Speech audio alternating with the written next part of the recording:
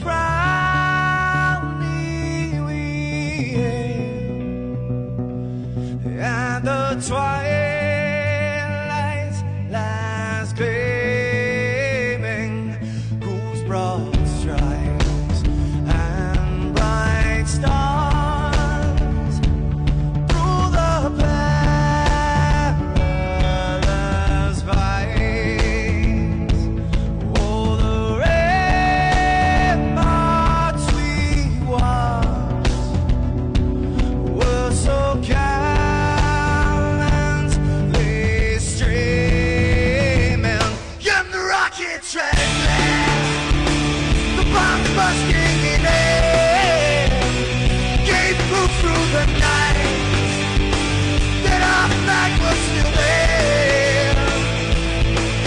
Oh, traitors that star-spangled banner, yeah, wave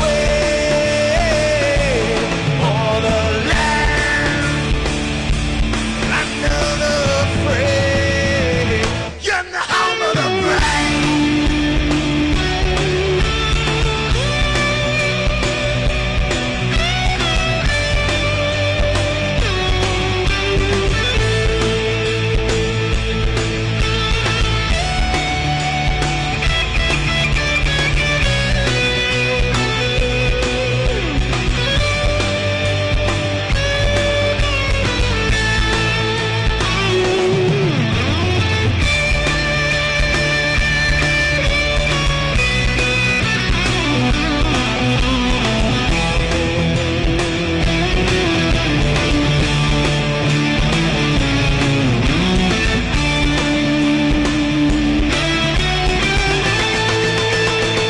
Because we are the brave. Yes, we are the brave. We'll fight you in name, the name of the brave. We are the US of A. For those unaware, that flag is still there. It's our future to save, this land of the brave, the US of A. Oh, traitors that star-spangled banner, yeah, wave for the land of the brave, and the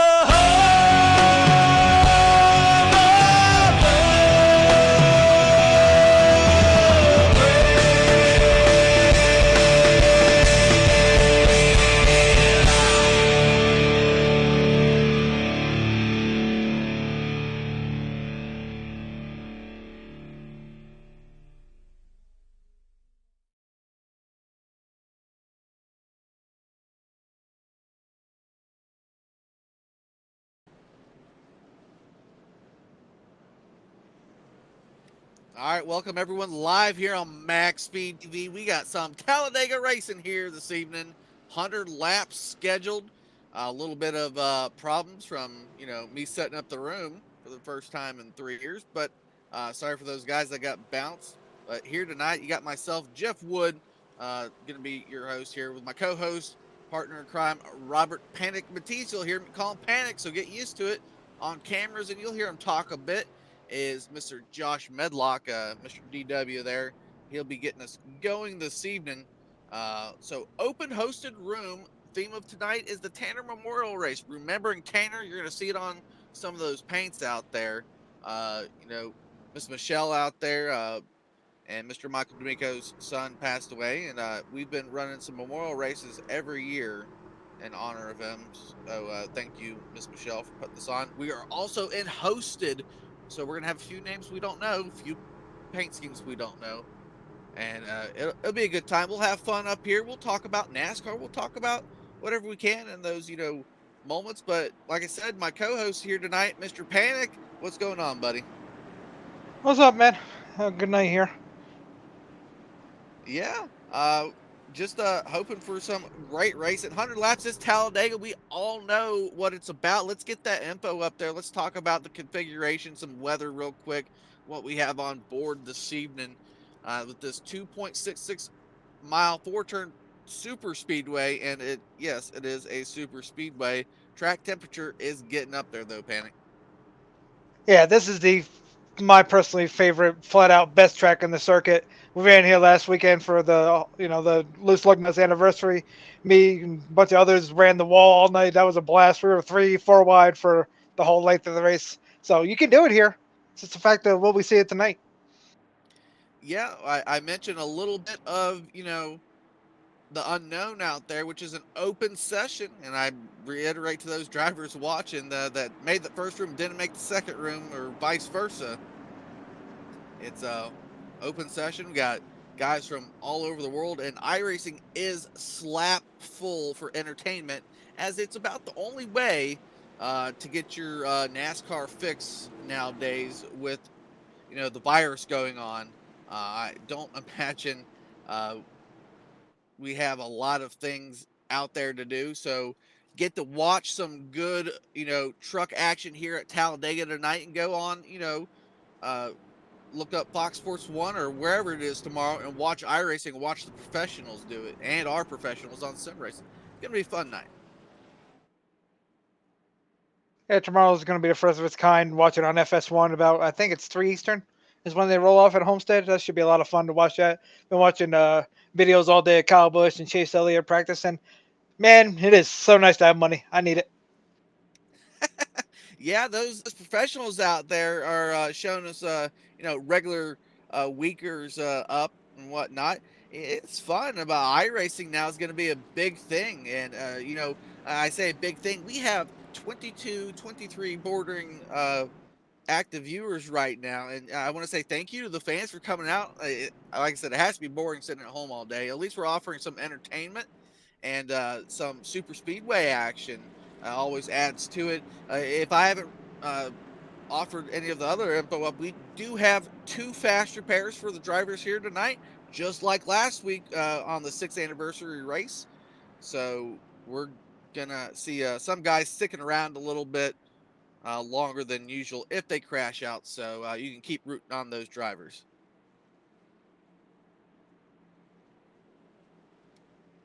Going to be advancing the session actually. Uh, we're looking at 30 more minutes or 15 more minutes practice time. Technically, we're going to be advancing up to open qualifying, 5 minutes open qualifying set up this week. No heat races. Pandy, you finished third here last week. What do you see the differences here other than, just drivers themselves? Honestly, it's how long the lanes take to form. It's like last night or last Sunday, excuse me.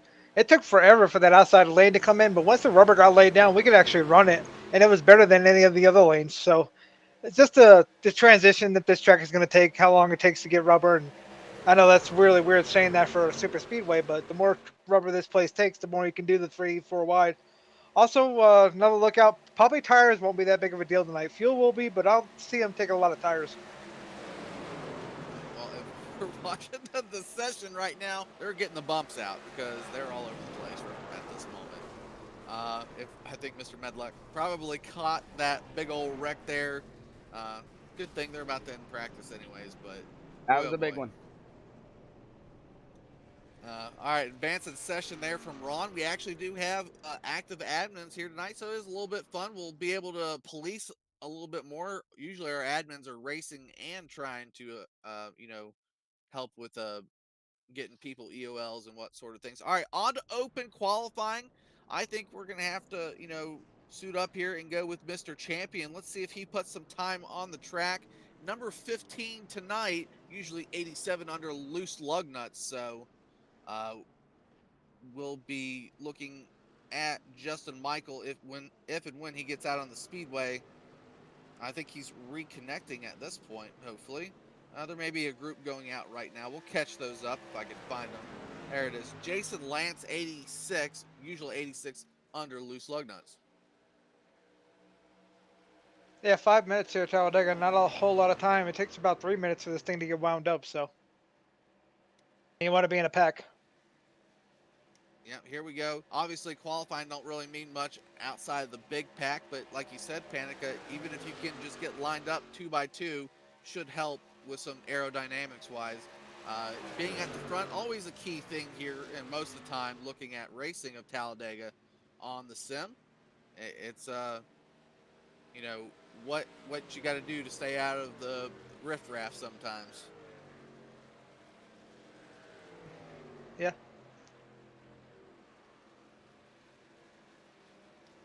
Yeah, Miss Michelle Eisenhower, our usual person out here. Like I said, in honor of her son, Mr. Michael Domingo's son, this race being put on Tanner Memorial Race, remembering Tanner. 100 laps here at Talladega. Out there in chat, talking about all the family members, viewing and whatnot. Thank you to all of them. It's put on in memory of Tanner and their family members. I hope we put on a fun show and honor. It could be somewhat drag at Talladega during those non-caution laps, but we'll get at it, see what drivers we can interview. Maybe there's some, you know, non-usual lug nuts guys we can get an interview for, see if they just randomly join.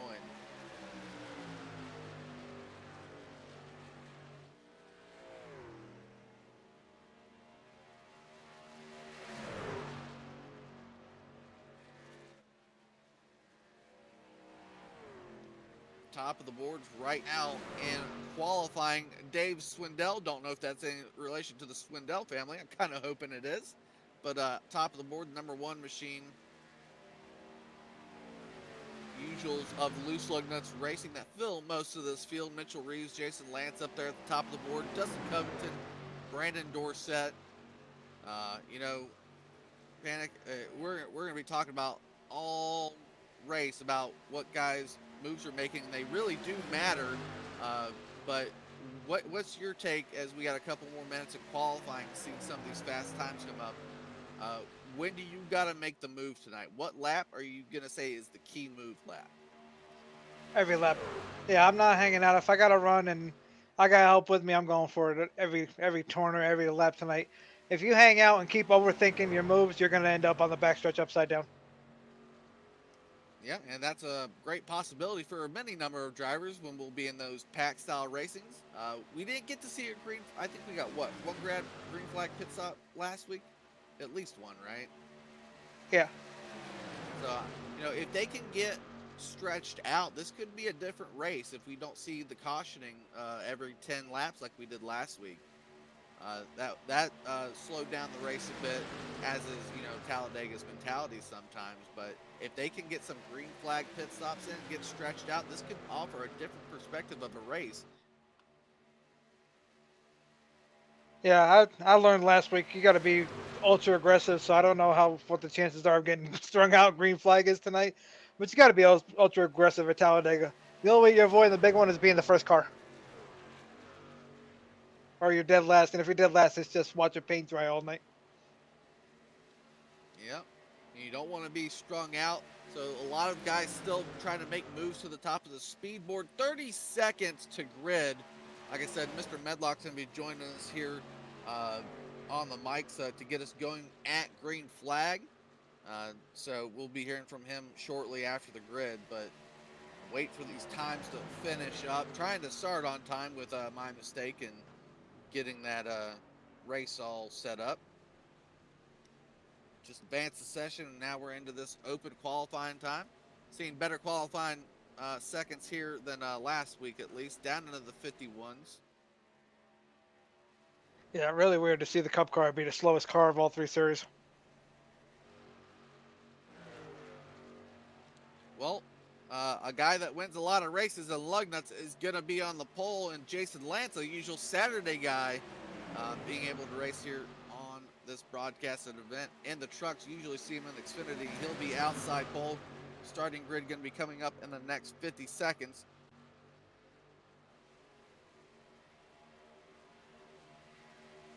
Yeah, they're coming around right now to finish their laps, so see if anybody takes it from 'em.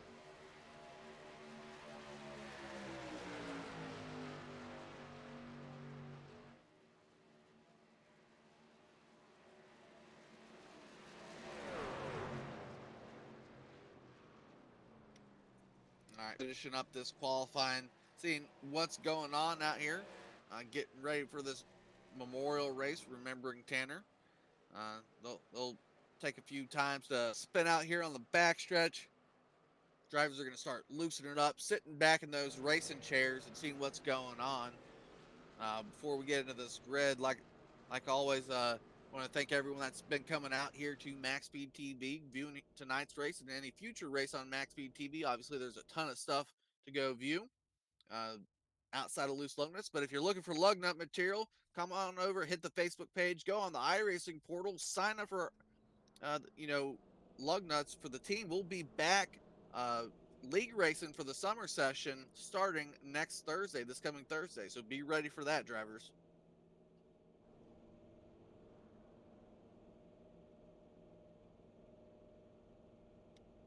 Gridding up now.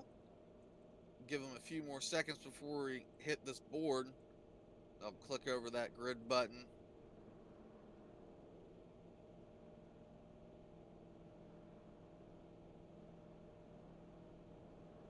Looks to be about 40 drivers on track, so essentially a full field here that we have not seen in a long time at lug nuts.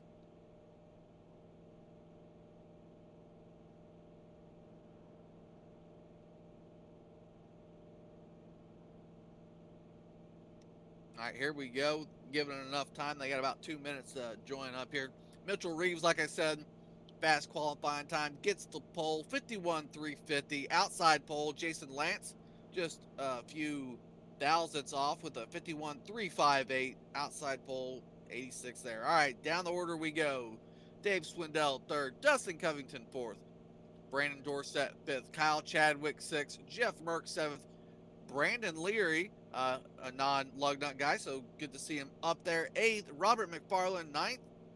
When he loads in, 73, Jamie Crandall, and 10th, Matthew Allen, new guy at Lugnuts, 11th, Cody Murray, 12th, Brandon Thornhill, 13th, Judd Danielson, 14th, Ray Richer, 15th, Mark Dingman, 16th, Fred Anderson, I think he may be new to Lugnuts, he'll be starting 17th, Matthew Bevan, haven't seen him before, but good of him to come out here and race Talladega. Russ Coe, he'll be new at Lugnuts, 19th. Timothy Smith, 20th. Kevin Moffitt, not sure if he's joined Lugnuts, but good to see him out here. Dominic Lee, 22nd. And that'll be the final of the qualifiers. Up next, non-qualifiers, Justin Michael in the 15 tonight. Jason O'Connor, Travis Browder, Cody Griffin. He's 41st and hasn't reconnected just yet. Cody Eldred, 26th. Rob Haynes, 27th. Donald Stewart, 28th. 29th, Brandon Murray. Jack Watts, 30th. Trent Drum, 31st. Shane Gross, or I believe I'm saying that correctly, 32nd. Keith Haney in the 87 tonight, 33rd. Michael Johnson in the 004, 34th. Gary Whitmer, 35th. Thomas Cristiano, 36th. Wally Tierheimer, 37th. Ben Gear, 38th. James Haney, 39th. And those are the last of the guys, I think, to take the field this evening. Nope, Johnny Woodruff and the painted 29 117 starting 40th.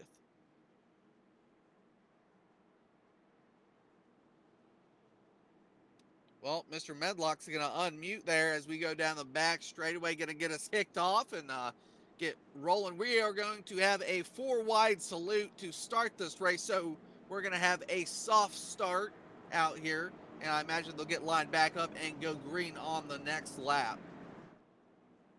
I will, of course, wait to get them going. After they do the salute, we'll get them going. We'll take the silence lap here as they, of course, make their way around turn number 4, Jeff and Panic, to do the 4-wide salute in honor of Tanner with Michelle and Michael. Michelle out in chat, Michael D'Amico, the father. So as they make their way around turn number 4, the pace car, of course, will dive off. We won't get them going here at racing, but we will go silence here for the 4-wide salute in honor of Tanner.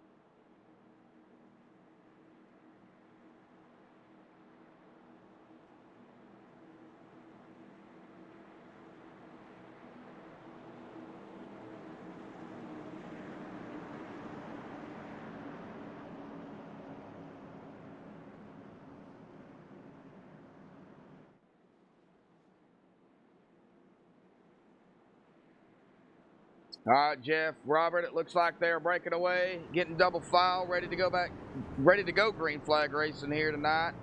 I'm going to get them going here. It's going to take them, I would say, hopefully they can get double file back before they come across the line. Yeah, I imagine they got to clear some black flags here, whatnot on the admin side of things. So they're all just shifting back into spot. I mean, this is a 2.6 mile speedway. And they got enough time to get this figured out. I'm more worried about, anticipation versus, tire spin. But these trucks are known for not giving too much of that. Oh, yeah, for sure. Well, it looks like they got it pretty much figured out already. Still a little scraggly back there, pretty much mid-pack, but it looks like they are getting it figured out here. We will be probably going green flag this time by, of course. Of course, we'll get them going here when they come around the track as they're on the back stretch, making their way into turn number 3. Mitchell Reeves, the pole sitter, of course, up front. The 86 to his outside of Jason Lance. And that is going to be our row 1 and 2 up front. I think it's going to be a good race. 100 laps here tonight. Of course, Jeff Wood and Robert Panic Mattis going to be calling the race here. But as they come around turn number 4 here onto this long front stretch here. Start-finish line not until the through the tri-oval and at the exit of pit road there. They are going to have to come all the way around through the tri-oval to get them going. Of course, tonight, it's all about Tanner, Michelle, and Michael here this evening. All about Tanner, remembering Tanner. But they're going to make it through the tri-oval here. Mitchell Reeves going to be on the loud pedal. Once he gets the okay to go, he will be on the loud pedal. And we're still waiting here. And he is on the loud pedal. Boogity, boogity, boogity, folks. We're racing here tonight at Dega. All right. Send it off there with Mr. Josh D.W. Medlock into Talladega turn number 1. These trucks will get wound up, probably get close to 190, 195 miles an hour. Seeing which people get back here and get up towards the front. Any quick moves? I see inside, outside moves. Usual things on the back straightaway. Breathing the trucks there, Panic. I want to know if we can do the 4 wide thing at speed. That looks pretty cool. That's Panic's call after 1 lap. He wants 4 wide during the actual race. I'm sure they'll get it there on that final lap if they could. And just 180 mile an hour pace lap, still 2x2 all the way through the fields. They come through the travel. A lot of movement on that bottom lane. Yeah, I'm surprised. I think these trucks are a little bit more balanced here at Dega than maybe those Cup cars that we saw last week. That outside line is like Dega of old. You can really just maintain on the outside as well as the inside. Really surprised that outside lane ain't going nowhere yet with them being more formed together than the bottom. Now the bottom's starting to surge together. The lap truck going into 3. Yep, late joiner there getting towards it. That's a really late joiner because they had 2 pace laps essentially. Admin out there clearing black flags. Oh, crash! Big one already in the back. I believe I didn't even catch a number on that. I'll have to get a number for it.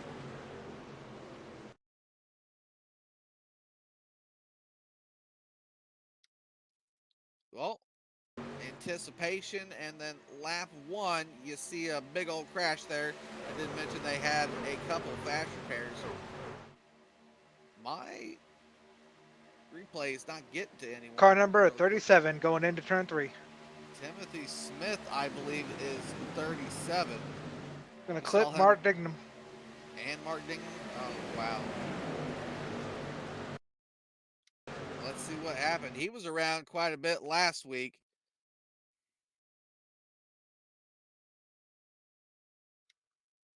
Don't know where it started. It started in front of maybe the 37. Started with the tag 99.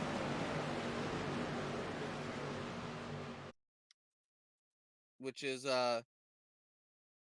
yeah, Timothy Smith.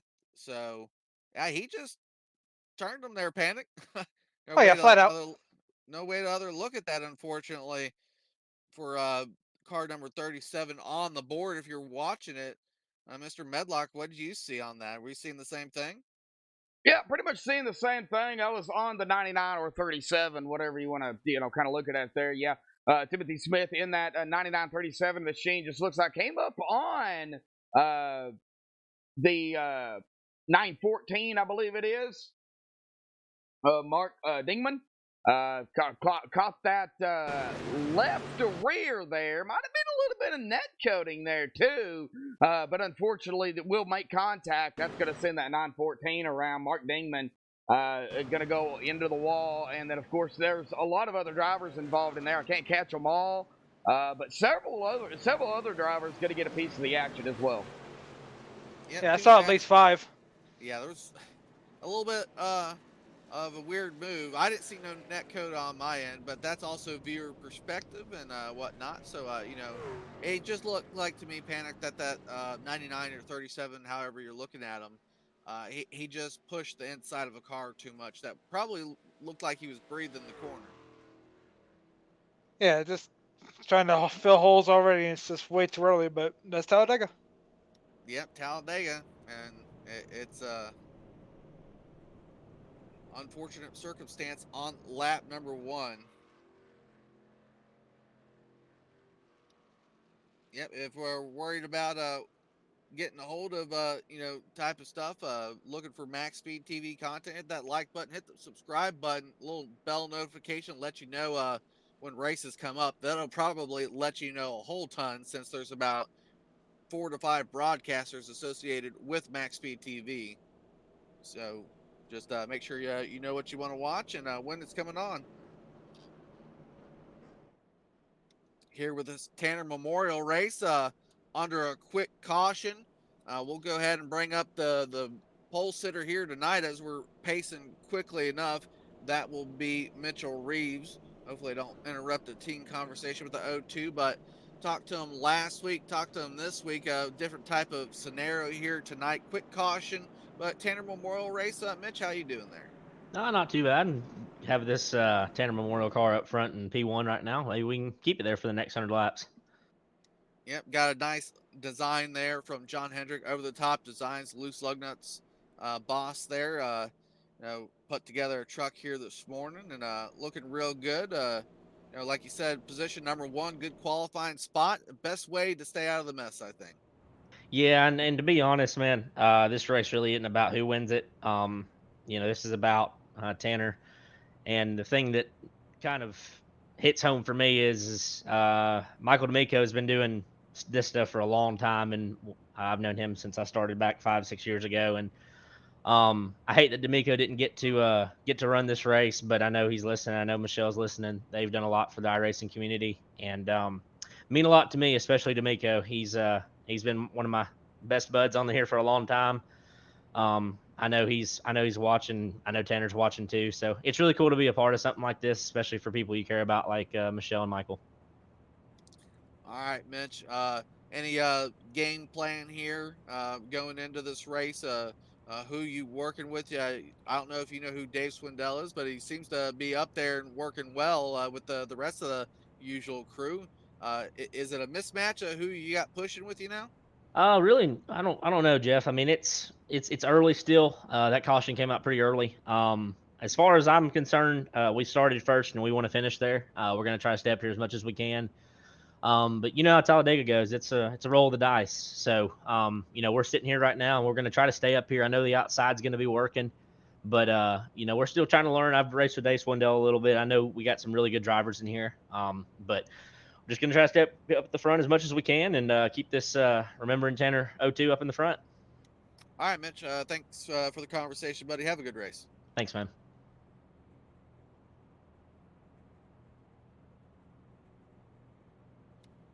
All right, still cautioning around here. I think they may have caught the pace car just in time.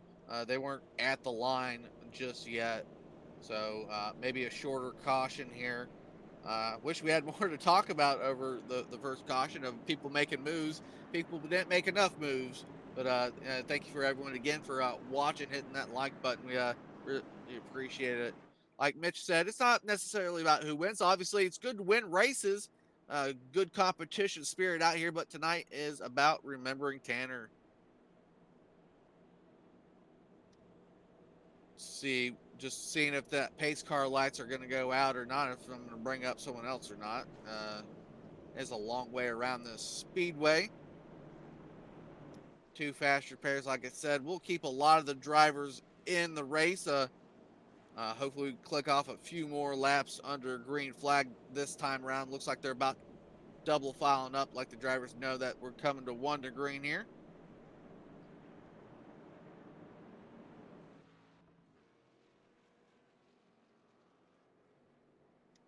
All right, there goes those pace car lights. We're going to have to refire this thing up.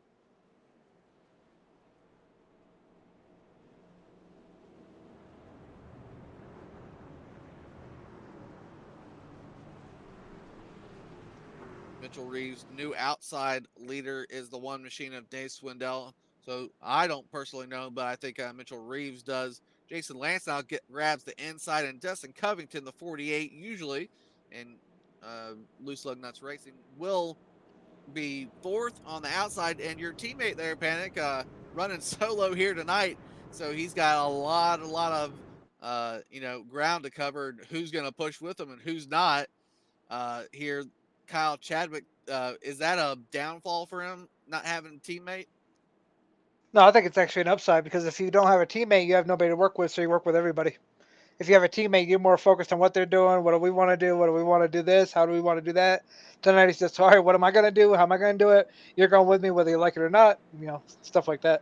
The only downfall I see of not having a teammate at a super speedway is setting up green flag pit stops, because then you're just worried about who you can go with and who can go with you on the lap that you need to. You sort of got to set up a fuel strategy, if possible, here tonight if you're a solo driver, which we probably have a lot of them out there. Hey, you just got to keep your ear out for the radio and see when everybody's fitting.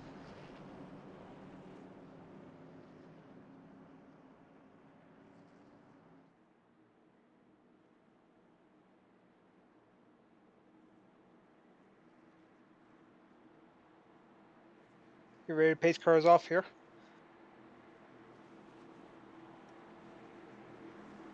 All right. Yep, there goes that pace car. We're going to fire them up with the leaders. They'll probably wait to the line here closer to turn 1, as you don't need to, get out and away. It's all about the draft here at Talladega. Wait for the box. There it is. Green flag number 2. Here we go with a full restart. Let's get these drivers wound up. They won't be back to full speed until we get to the back straightaway. Seeing a car dip to the outside, wanting to move back a few spots. Looks like the 54 machine of Matthew Bevan. That's going to hurt the outside line a bit, getting up to speed, but good push there with the 48 in the 1 machine. Yeah, broke up the outside line a little bit, but here comes 2 trucks. Going to be 4 of them outside, 4 inside, 2 by 2 down the back. Yep, these trucks look really well aligned here. I'm not seeing a lot of bad pushes going on from these guys. Nice even pushes. Watching your corner pushes. Here we go through turn 4 on back onto the front straightaway through the trial. This is where everyone likes to dance, and I don't like it, but they're doing it anyways. Finding breathing room for that radiator. Wow, that outside line. What a push through the tri-oval. That's going to get the lead to the 1 as they head into turn 1 this time. Yeah. He does dump to the bottom. Yep, the super speedway shuffle there.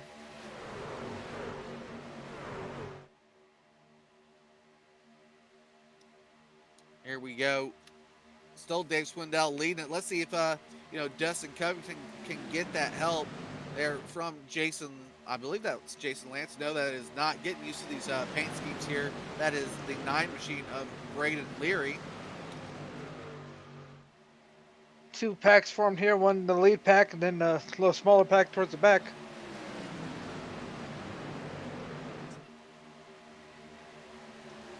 Two machine of Brandon Murray out in lane number 3 at the moment through the tri-oval, just probably stepping out. I see a lot of nose damage from some truck back there. Some restart damage at Talladega. 41 machine Robert McFarland hanging there also. Like you said, there's about a 2-division split here at the moment. If you look at the speedway cameras, looks like Check. a nice set of fog rolling in too. Yeah, track's starting to get a lot cooler. Gonna pick up the speed.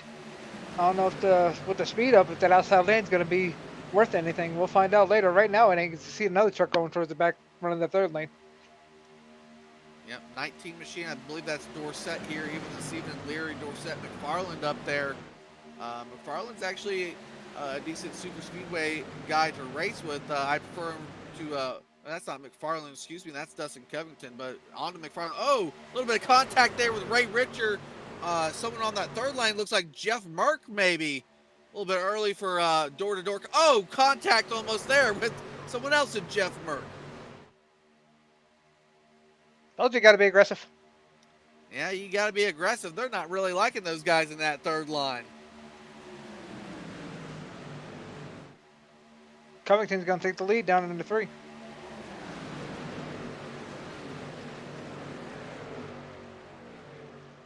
Three by 3 for 10th on back. Yeah, they're really fighting back there around Ray Richer, Judd Danielson, Brandon Murray. That's Jeff Merck getting some help from the 54 of Matthew Bevan. I know a lot of guys like that third line, including yourself, Panic, but maybe a little bit untested in an open hosted session. Oh, I'm all about that third lane. If they let me race in the parking lot, I would. Higher you go, the more speed you carry here. Yep, less tire spin-off speed going into those corners. Obviously, you just shoot off onto the straightaways. They're making up some good ground. Looks like Jeff Merck has got Brandon Murray, so those two guys have worked together before. They're battling up on that third line, sneaking into the second line when they need to maintain some draft and speed. And a 102 machine of Fred Anderson, new name out there for myself, but he's doing well early up on there. Dustin Covington leading it still, maybe not at the line, just beating out Mr. Leary. Murray's still trying to get that third lane going. Yeah, he's made more advancement than Jeff Merck did. So that 102 really does not like persons in the third lane. He keeps going up there for a door draft. Oh, there goes the outside leader going to the third line. Gonna get hit, contact! They got to bring That it was up dumb. here. Yeah, that was a bad call to go to that third line. He was going to have an incredible speed difference. Brandon Murray is stuck on the third line with a ton of nose damage. He needs to get a fast repair going. Good on that 2 machine, though, to, not turn the entire front end of our draft here. That was good car control for those guys that went up towards the wall. Mitchell trying to come back on the outside on Dustin. Yep, Mitch wants his lead back. Dustin Covington holding it down there. So used to seeing him in the orange and black camo, it's hard to get a hold of that 14-8 number. There goes the 0-2. A little bit of the super speedway shuffle down to the inside line. Outside line, there goes Dustin. Oh, he almost pinched that a little bit too tight, but he's got a teammate up there in Brandon Dorsett. Oh, there goes Lance. That's going to be huge. Oh, yeah, that's huge. Yellow. Rancher's upside down. They're going to have to slow down for the pace car, so that's a positive, but that was a lot of trucks. Hopefully they don't reset, or at least don't have to reset, because there are fast repairs out there. That was a huge wreck. I think it started around Jason Lance. I don't know if he was the cause of it, but we'll back it up and see what happened. Well, I'm going to be, Jeff and Robert, I'm going to be on the number 117 of John Woodruff here, because that number 117, believe he is actually in the 29 on his car. He took a ride. All right, well, we'll have to see what happened here. I just want to... the 86. Check the 86. Got turned by the 41. Yeah, I saw the 41 leak down towards the inside lane, and that's a bad place to do it, is coming into the tri-oval, because people are looking for breathing air. They're looking for room, but let's see what that 117 of Woodruff did. I think he was just caught up in it, to be honest with you. Looking here at the wreck, yep. I believe he might have just been caught up in it. And Woodruff goes for a tumble there in the 29 for sure. The 90 going to get a piece, the 18, the 20, the 55, the 114, the 29. And I know there was a bunch of other drivers. The 52, I would say 10 plus drivers. Panic. What would you say? I say massive. That's what it well, was. You know, and that just comes from coming off the corner to me, Panic. It looked like the 41 just leaked down to the inside lane, and the 86 moved up just a tenth for his own door draft. So it definitely started between the 86 and the 41. I think the 41 moved more lanes than anyone else, though, there. Trucks on pit road here. Leaving them off pit road now. Yeah, we're going to see some guys making some moves of pitting and non-pitting. Back to a quick caution there. We're averaging probably here early on about 6 laps under green flag racing. These guys got to get her going for a little bit. We'll see what's going on up here. I know promised to bring someone up and talk to him. We'll get Ron up here real quick, and we'll see what Ron's doing. I know he's got some admin jobs going on, but Ron, some quick cautioning here. What are you seeing on your end? Are people just, splitting the difference a little bit too much? Being a little too aggressive looks like really. Um, side drafting is obviously a big deal here. It counts for some speed. Can slow the guy next to you down, but doing it this early in the race, probably not the smartest thing. And you always got to account for the fact that there could be net code.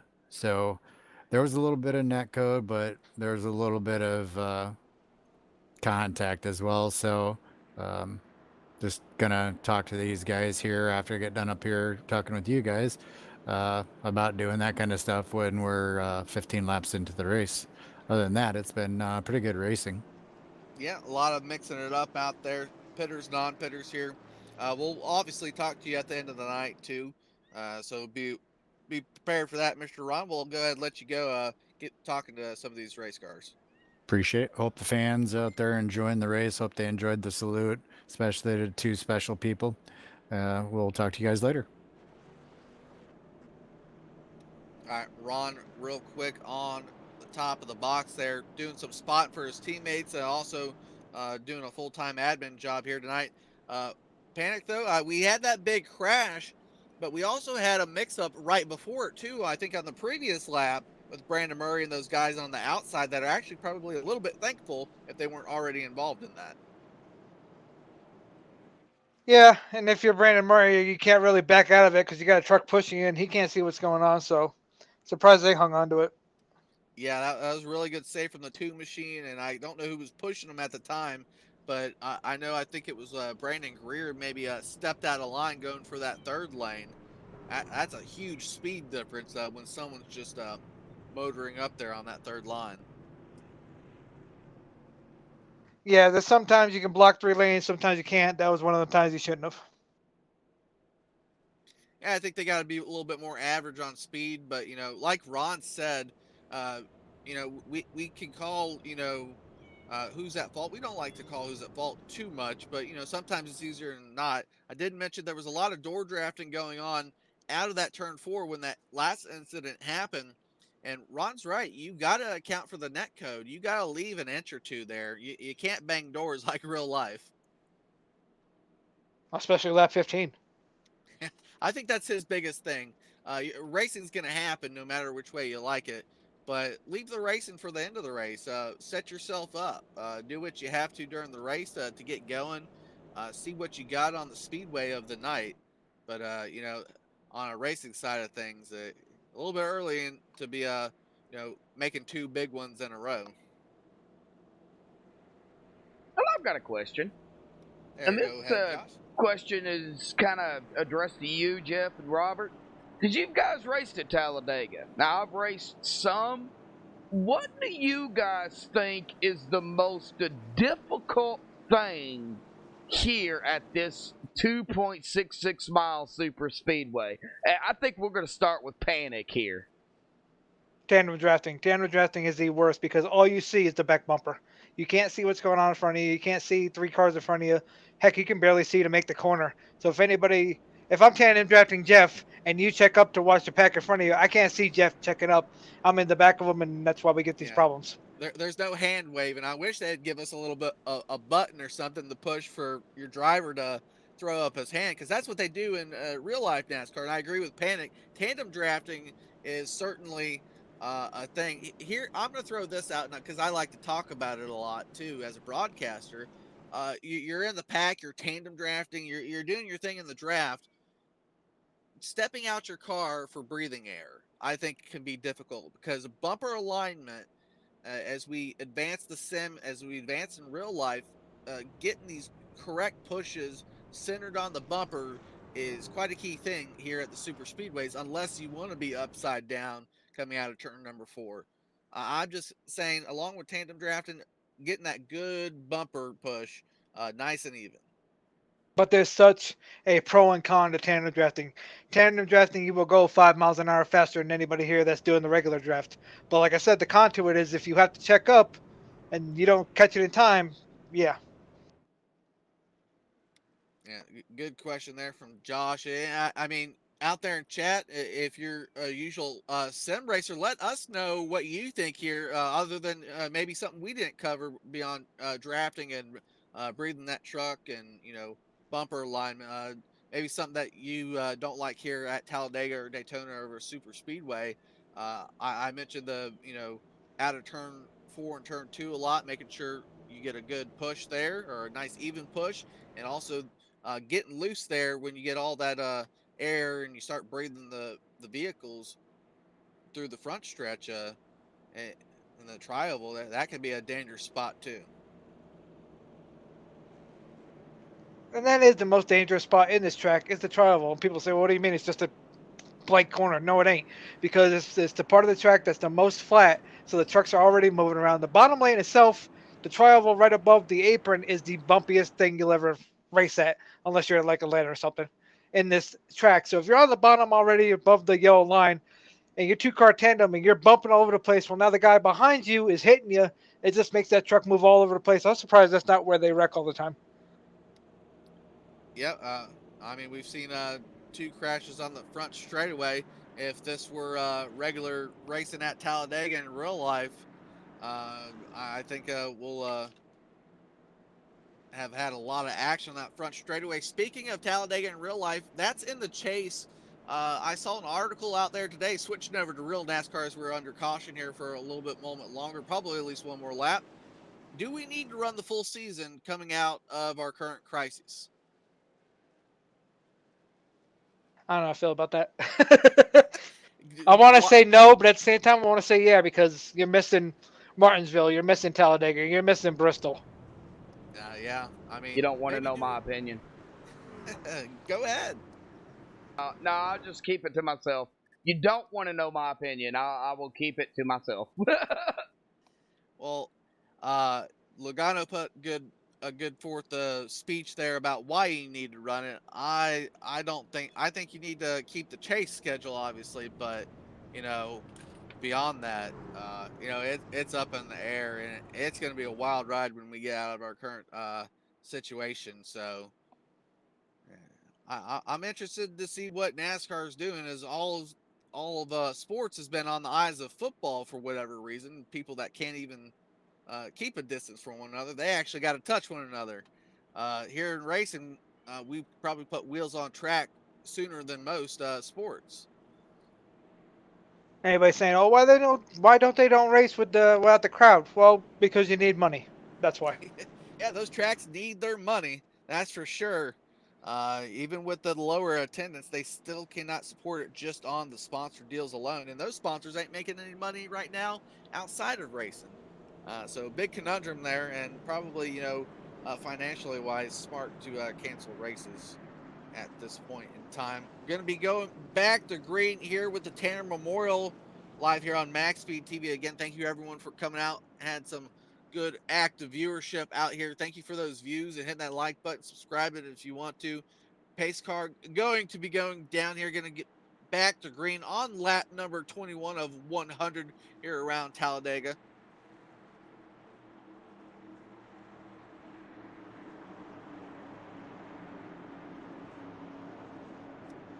Long run up to the front straightaway where the flagman sits waiting for that box. Going to go back to green right now. There's that green flag. Mitchell Reeves again taking him to the green, but Dave Swindell with a better run on the outside going into the corner possibly.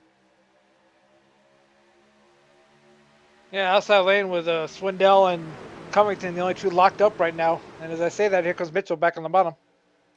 Yeah, Chadwick being easy on that bottom, so to say. Dorsett stalling on the back end of that 88 through the middle of that corner. Now they're getting up to speed around 180 miles an hour. Got about 10 more miles an hour to go. 88 is just pushing, semi-pushing that 02 to the corner.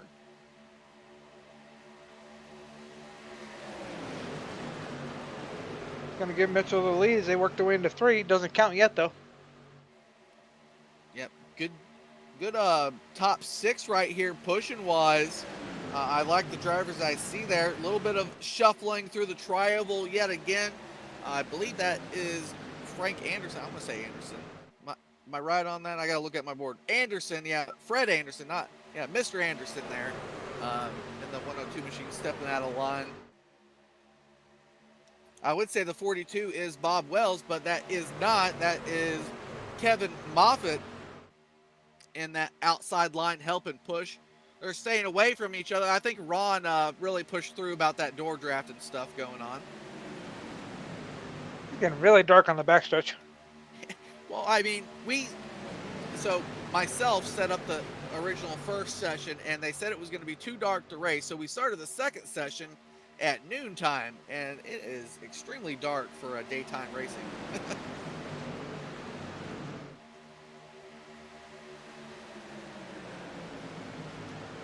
Swindell doing a lot of shaking on that bottom. Covington going to take the lead back. Yeah, Covington has the lead at the line. Swindell really knows how to move around here. I don't know him a lot personally as a driver here on the sim or inside loose lug nuts. I'd be glad to have him. He looks like he knows how to maneuver himself, at least on the super speedways. We do have 2 of them coming up, scheduled over a 20-week summer session. Some, following what the NASCAR schedule originally was. Who knows what it is going to be, but what they had posted prior to our current coronavirus situation, that's what we'll be running for most of those schedules. Dustin Covington not getting a good push there from the 73. These trucks are just really powerful on the outside line. Coming off of 4 through the tri-oval, that is where they get the most speed. Inside line cannot hang. And crash in the back. Oh boy, and Timothy Smith is involved again. I believe it started with a 99 or 37 numbered on the board. We'll have to go take a look at that with Mr. Medlock. So we'll start with the 37, I think.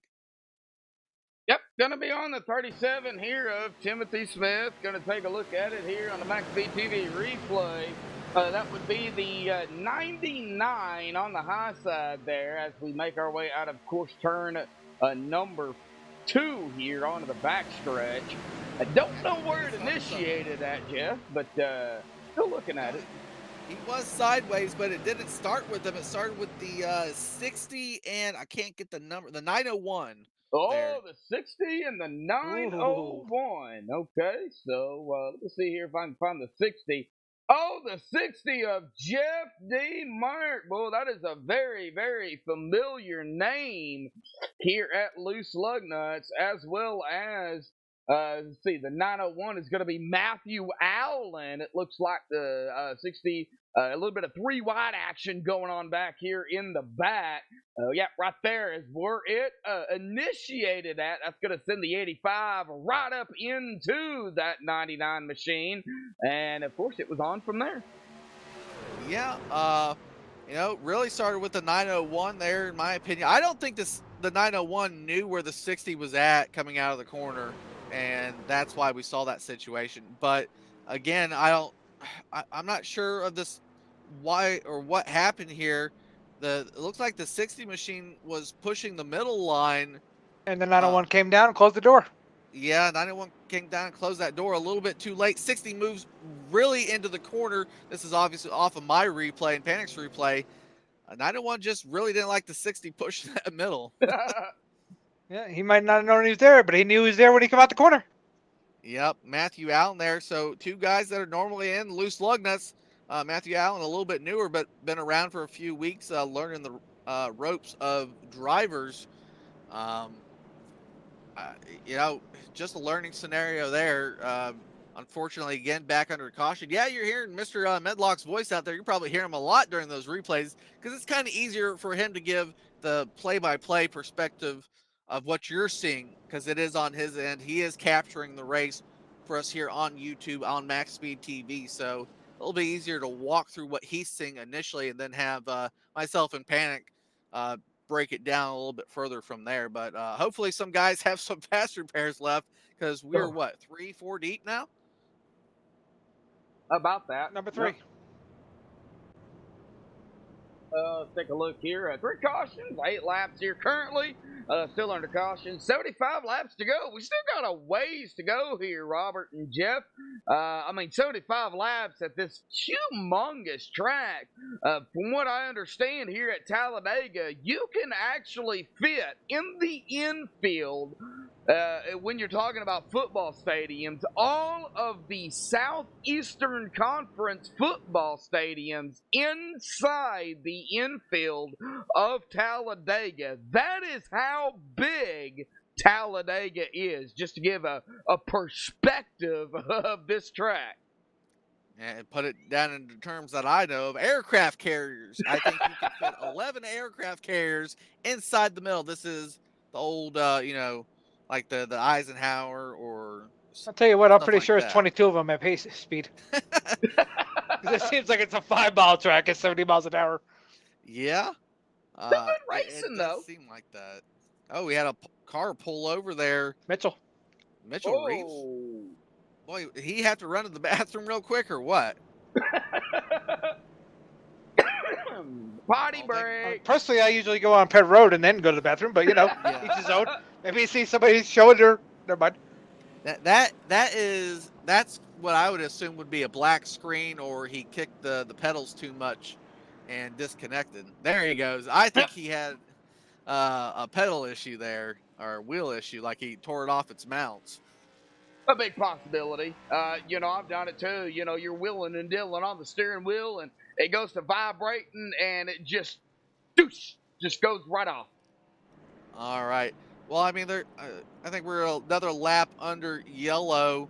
Let's see some people here to bring up. I'll bring up more people associated with Mr. D'Amico and all that. I've known him for a while. We'll bring up Mr. McFarland and see what's going on.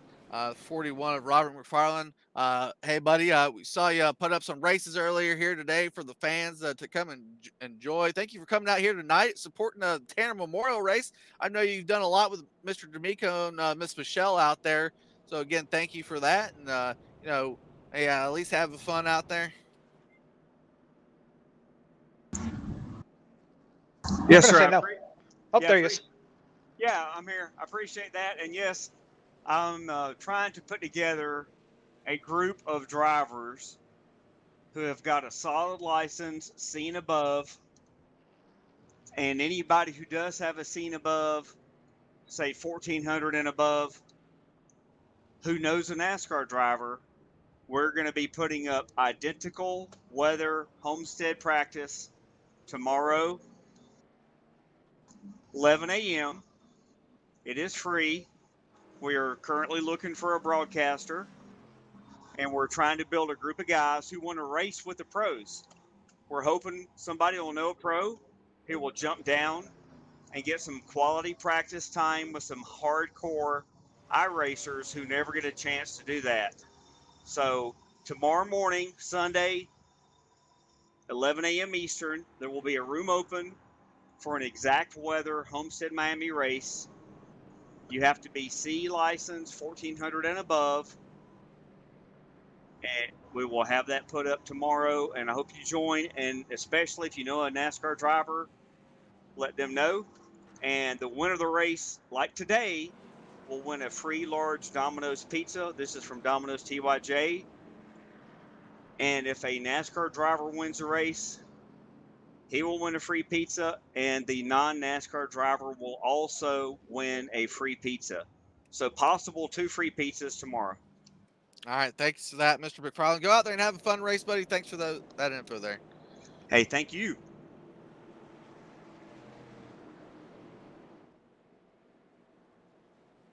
All right, a little bit of info there from Mr. McFarland. Still under caution for another lap, maybe, if it looks like they're doubling up here, so we'll hold off on the interview. I want to see Mr. Swindell. Oh, Kevin Moffitt made it in here. He might be a good interview coming up shortly if we can talk to that 42 machine. See how he found out loose lug nuts and the Tanner Memorial race here today. If it was a lucky click for him, because it was first come first serve here in the hosted session. So like I said, we'll be back to regular loose lug nuts racing after the Tanner Memorial race. But like as usual, really out here supporting Miss Michelle and Mr. Michael D'Amico, our Sunday broadcaster on MaxSpeedTV.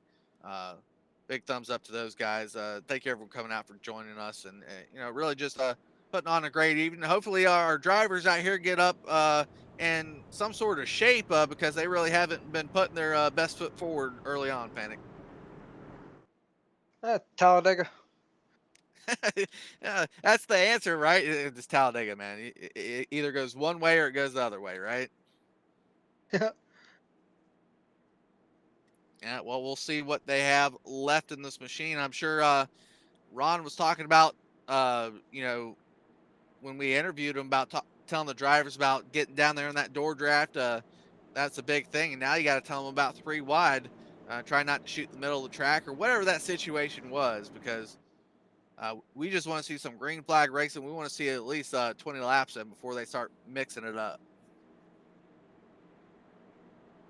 Yeah, the way they're racing, you'd think rain would be coming. That's true. Actually, I think it is if we're in the real Alabama, but we're not. We're on the sim, and we're getting away from the foggy conditions. Looks like the sun is peeking back out through our simulated clouds. Track temperature is back up to 103 degrees with an 82 degree Fahrenheit temperature out there. Typical spring break weather here in Alabama, but not moving that speedway tent down any. Maybe that's why Mitchell pulled over. Had to get a sip. Better than I was gonna say. I'm back. Get ready to go back green here. Yeah, buddy. Waiting for that box. Here we go. Green flag racing. Swindell, Covington, 2 guys we've seen up there. Good push from the 73 Crandall. Kevin Moffitt just behind them. Mitch Reeves on the outside. Haven't caught. It looks like maybe Kyle Chadwick. Yeah, that's the 88 machine switching up his paint scheme again this week on me. Dorsett there, Lance there, and now the Klondike machine. I won a Klondike bar now, 34. I'm still looking for that pizza. He's still looking for that pizza. Oh, boy. 34 is Cody Murray. I think maybe related to Brandon Murray. That side drive for second. Yeah, getting up to speed and getting back to the normal stuff. That one machine looking for a good push. I haven't seen Mitchell Reeves push too much on the outside. They're not aligned really out there for that number 1 machine, but still a ton of speed. Neither is the bottom lane. Bottom lane's more out of line than the top lane.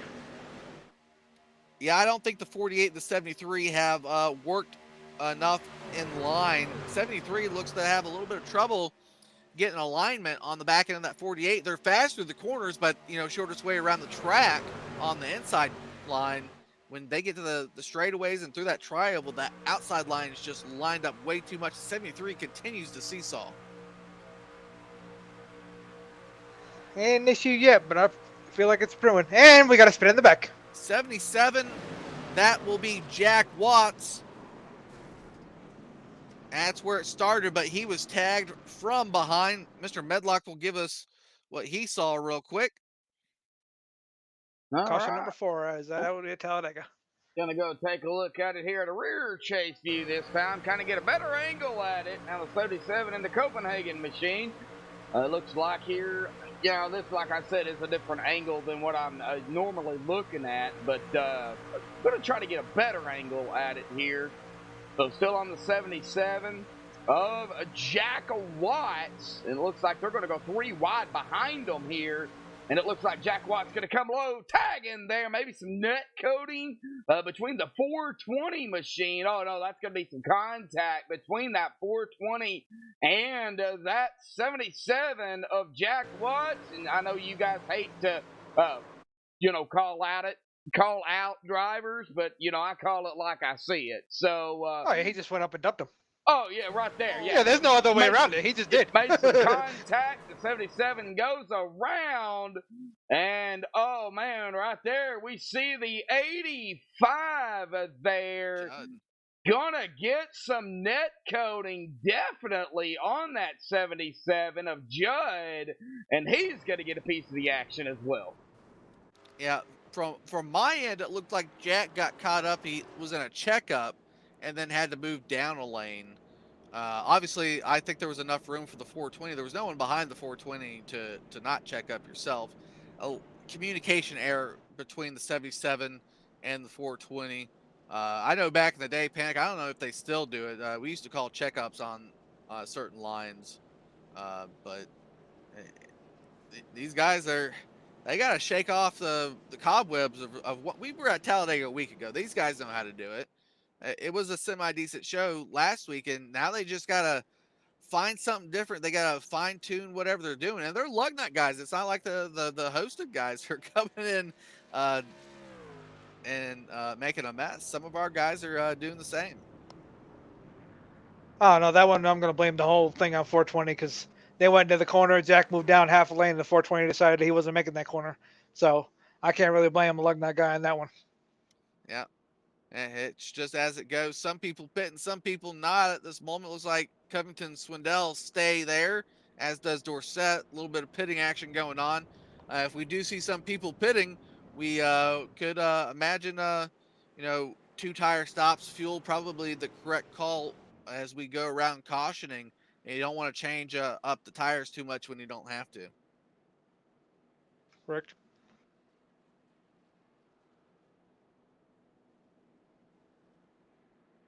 Gonna put Mitchell and the 88 back in the back. They haven't been there all night. That should be something. Yeah, that should be interesting to see Chadwick and Reeves back there. A little bit different. I don't think they like it. Well, they're not gonna like it because they're in more danger back there. Y'all can play the meme out all you want about danger, but boy, it can get hairy back there. Panic. You definitely want to make a quick move to the front and maybe, the 88 and the 02 hook up on that outside line. Oh, that's what I would do. I would hook up. Got Justin Michael. Give me 1 second here. I get these two confused. Thornhill, Chadwick, the 18 of Browder, Mitchell. All 5 of them should go to the outside and just train. That's what I would do if it was me, but it's not me. So a little bit of mix up from probably fourth on backwards. Top 10 rollout real quick. Justin Covington, Swindell, Dorsett, Anderson in the 102, Bevan in the 54 there. It'll be 5th, Brandon Murray 6th. Ray Richer up to 7th. Good to see that 44. I know he was blinking early on. Mr. Wally Tierheimer, who I don't know. Yeah, he finally got that paint scheme. Mr. Medlock would go over that 75 paint scheme real quick. He was telling me something about it. I don't know if I have it correct, but Miss Michelle shared something with Wally a while back about something Tanner would say all the time, and it just rang something with Wally. I'm gonna bring him up real quick because he can probably tell it better. I know we're 2x2, and we're gonna be going back to green real quick. But I'm gonna bring up Wally Tierheimer. Wally, we're a little bit focused on your paint here, and I know you told me the story earlier, but go ahead and tell me the meaning behind it. Well, I was on Facebook and I saw the post that Michelle had written and said that one of Tanner's favorite sayings was "It's all good, man." And I thought, oh, that's a perfect idea for a paint job because I watch, Better Call Saul, and the reason he got that name is because he said it's all good, man. So he said it's all good, man, and that's what I did. So I thought I run out and I actually bought the truck because I don't normally drive Toyotas, but I found a Better Call Saul truck, but it was only a Toyota. Bought the truck, put the paint on it, and run it out for him. All right. Well, I just wanted to make sure I got my story straight there, but thanks for introducing that T-Tel, man. I know you're moving up here. Pit or no pit, I don't think we got cover you there. What do you got going on? What are you trying to avoid, and how many fast repairs you got left? Well, I got some damage on the last one. I sat there for a minute or so and got a little bit repaired, but I didn't really want to be up front. I was trying to be in the back the whole race so far, but now I'm up here and I don't know, seventh or eighth or something like that. And maybe it's better just to be up here. I don't know. It's kind of rough being the collector. That it is. You got a few teammates out there to run with here this evening. Good to see you back. Hope you see you more on Thursdays. Not quite sure if you're, commuting telepathically to the office yet, but hopefully we don't have to run back those times on Thursday for you. Yeah, right now everything is we're all home, remotely done. I don't have to have that hour drive right now, so it's definitely looking good for the next month. So, but I'm looking forward to the summer and maybe if they start a little later after that, it'll even be good for them. Yeah, I think we'll adjust well after the crisis averts itself sometime in the future, obviously. But I look forward to seeing that 75 machine and getting away maybe from the Hardee's paint scheme. I think. What did you say it was going to be next? Well, I am now employed by Del Taco, which is going to That's be another right, fast Del food Taco. place, but it'll be and Chris Boyles is painting one up for me right now, and All he's right. got the Del Taco tacos on the car now. So Well, we're gonna get that on there in the we'll next look week or two. we'll look forward to seeing that out there on the broadcasted events when they come up during the summer. So thank you for that. Thank you for the story, real quick, man. Good luck here tonight. All right, Jeff. Thanks a lot, guys.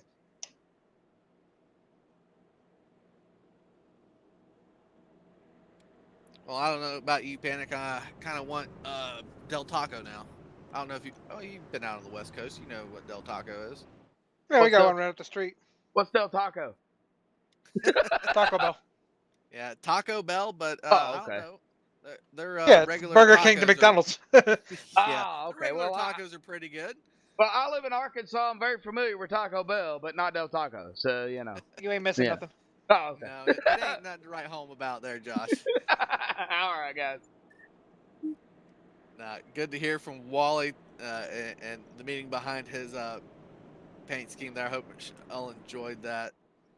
Coming up here on about the 40-minute mark, or at least an hour into the session. Oh my God, I only made it the session 2 hours and 55 minutes long. Right now, they won't finish under green flag if they keep this crap up. Yeah. But, yeah, we're all hoping they get this done and over with. But right now, we gotta imagine they're a little bit nervous in the driver's seat. Most of these guys coming back to green here for the Tanner Memorial race.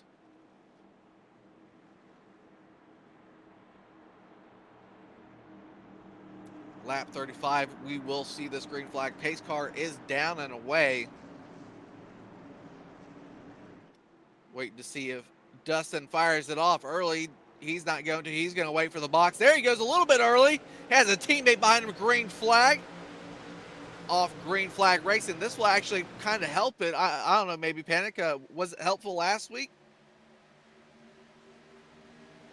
Oh yeah, yeah, definitely. Yeah, the earlier you jump with teammates behind you, the earlier you get single file, and then maybe we can go racing. Yeah, that's the idea. It actually really strung out those back guys. We'll have to pay attention to them here in a second. They're somewhat 2x2. They're mixing it up now. Third lane coming in line at 54. No help out there for Matthew Bevan. He's going to be strung out. Looks like the 15 here, usually 87 of Justin Michael, the champion of loose lug nuts this past winter season, with Brandon Murray hooked up and going. Is that one making that block again? Yeah. Sometimes you got to fight the unknown of hosted racing. Oh, Mitch with a quick tuck in on that outside line. Lucky enough, it was Browder who's raced with him enough to see what the O2 was doing. Oh, Brandon Murray sneaking that bumper out way too much. Almost a bad push there from Wally Tierheimer. I want to see what this 54 does now on the bottom, breathing the nose here versus the leaders. He's one of those solo guys out here that I don't think has a lot of teammates going, that's been up front all night. Third line going. There goes Justin Michael and Brandon Murray. They step out and go around the one. Don't want to race with him. Oh, the one just got dumped. Yeah, he did. One machine just no help, and that third line's not as going as fast as they want to. That's gonna be trouble! Contact! Oh no! Oh, we're wrecking. Oh wow, that was just a bad move from Brandon Murray right there. And the pole sitter is in it. Oh no! So this was up in front, Jeff and Robert. This was up in the lead. Of course, we're going to see the one there get dumped. No help. We'll take a look at the caution here real quick. We're going to get a rear chase view yet again. We're going to be on the number 2 of Brandon Murray. Kind of see here what, kind of transpiring out here on the track. I know you was talking earlier, if they keep it up, they won't finish. But Brandon's just trying to find Justin, or follow Justin, and yeah, you can't do that. Yep. Right there it was. Yep, down there. The 2 drops it below, right behind the 15. And the number 1 right there with him. I'm going to turn the camera here for everybody to kind of look at what I'm seeing. Yep, just too close for comfort. That's going to send the 2 around. The 4, the 54, going to be involved. The 02, as well as, I believe, that is going to be the Beechcraft machine involved. Oh, man, several Browder also drivers. in this? Yep, I think That's Browder. 7 trucks. Oh, heavy damage coming to a lot of drivers. What did you guys see from y'all's end? Well, I think Panic called it like he saw it there, and 15 went down through the tri-oval, and the 2 tried to squeeze, and there was no room to squeeze there, Panic. Nope. Caution number 5. Well, 7 trucks. Not the big one from earlier, but we're getting there. Well, they keep piling up these big ones. They're not going to have drivers or time. I've alluded to time. It was a 4-hour included session. They sped up time, so they have extra time left over from practice. But into a 2-hour and 55-minute session, not even halfway, and they're cautioning a little bit too much. Ron's out there doing everything he can to get these guys in line, not racing here tonight. But some interesting moves, moves that you don't see during a points race. Oh, we're averaging 8 laps per caution right now, so that's not. We'll see. Just because it's hosted, just because there's faster periods, you don't need to race like. Yeah, you need to race like it's points on the line, and people don't. All right. See what the 42 machine is doing out here. Looks like he's coming off of pit road. I'm going to make sure, Kevin Moffitt, you got a copy of TeamSpeak here? Yes, I do. All right. Well, buddy, I don't know too much about you. How'd you find the race here tonight? Well, I actually saw it on the Facebook page for another league I'm in, Extreme Motorsports 99, so that's how I found it. Well, buddy, I thank you for coming out here. We're out here supporting, Mr. Michael D'Amico and Miss Michelle's son Tanner, remembering Tanner Memorial Race. We like to see new blood. I think you've been up there mixing it up efficiently. Are you, do you prefer super speedways? Tell us what you like, mile and a half, something like that. I definitely don't like mile and a halfs. Those are probably my weakness. Short tracks are probably my favorite type of racing. Super speedways are just, I don't like them, I don't hate them, which is probably an unpopular opinion. Yeah, I mean, it is Talladega, but buddy, thank you for coming out and help supporting, filling the field, whatever it may be, getting some seat time here tonight. I know our sponsors here tonight, and the crowd out here really thanks you for coming out. You're putting on a decent enough show there. Do you know anyone on the track that you can work with, or are you just out here being one of those solo guys?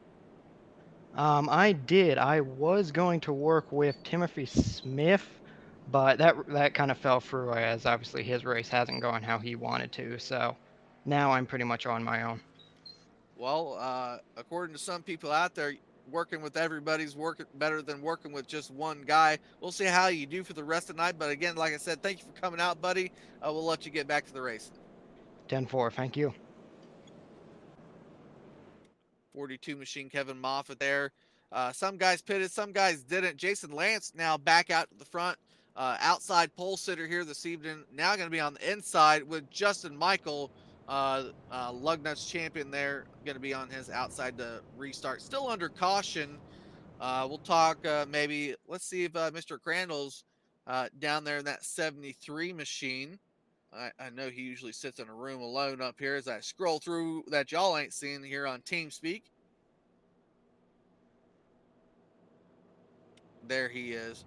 Bring the 73 of Jeremy Crandall on up. Haven't actually got to see him since the end of the season. Mr. 73, you got a copy.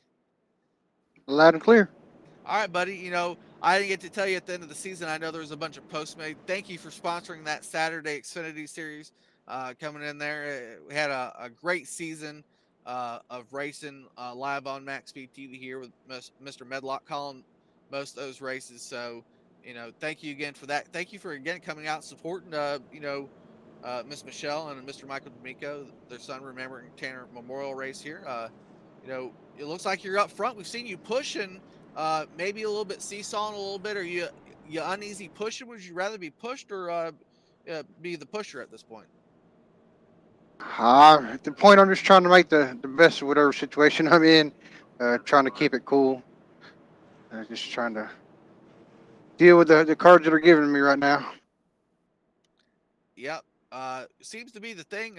Being up front, I imagine you don't want to lose the front marker here. Looks to be avoiding the most crashes back there. If you're up towards the front, do you plan on staying there, taking the minimal tires, that sort of thing? Yeah, that's the plan so far. Haven't had to get the truck fixed up or anything. We're still pretty clean. Hopefully we can keep it that way. She's running pretty good. Everybody's pretty calm up here these first couple of rows, but it's getting sketchy. Well, man, in today's crisis situation, I know you have a small business there or two. We want to come out and I want to say go out and safely support your small businesses the best way possible. There with support from our league and all our sponsors. Mr. Crandall, we wish you the best for the rest of the race and have a good time here tonight. I appreciate it. Thank you guys very much. Love working with the Loose Lug Nuts group here. Definitely thoughts with Michael and Michelle while we're doing this. It's an honor to be here. I just hope we can start putting on a better show. All right, Mr. Crandall there, and he is right, Panic. Hopefully we can put on a better show out here. Yeah, yep. I'm actually going to go mute for a minute because I rented a lot of beer tonight. So I'll be right back. Got to go hit that cooler there from Panic as we are going to be back to green momentarily. I know a lot of us out there enjoying a cold one or an adult beverage in whichever way possible. Best way to do it is on the sim and watching sim racing here. Again, thank you for joining us out here on MaxSpeedTV for the Tanner Memorial Race. Well, while he's muted, Jeff, I'll go ahead and, kind of jump up in here and help you until he gets back. I think his cooler's quite close. And this is if this was a short track, we'd be back to green already. But that flag stand is way up and almost to turn number 1. Josh, a lot of, just rambling here tonight from myself, trying to find stuff to talk about. But hopefully we get back to some longer green flag racing. Oh, I think we will. I think these guys kind of know. I mean, we've seen the 3 wide here. We've seen some net code. We've seen some action, of course. I mean, it's Talladega. It's super speedway action. I mean, it's going to happen with, a stacked field out here, Jeff, as that pace car will dive off. It's going to happen. Yep, admin still doing work out there, trying to clear everyone, so make sure everyone's out here racing. About to go green. Again, hopefully they get that early jump. I thought it worked real well until obviously it didn't. But there we go. Jason Lance back to the green real quickly. Now the flagman shows it. Jason Lance is going to have to find some help from the 15 or 75. He got out there all alone.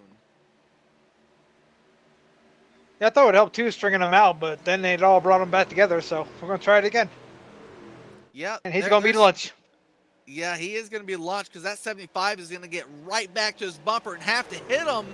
But the 15 and 73 are going to be out and away. They could do a 2-car to the bottom.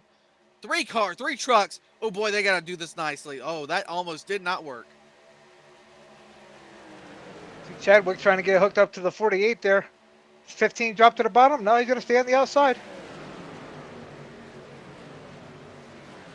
Here we go. Back to it.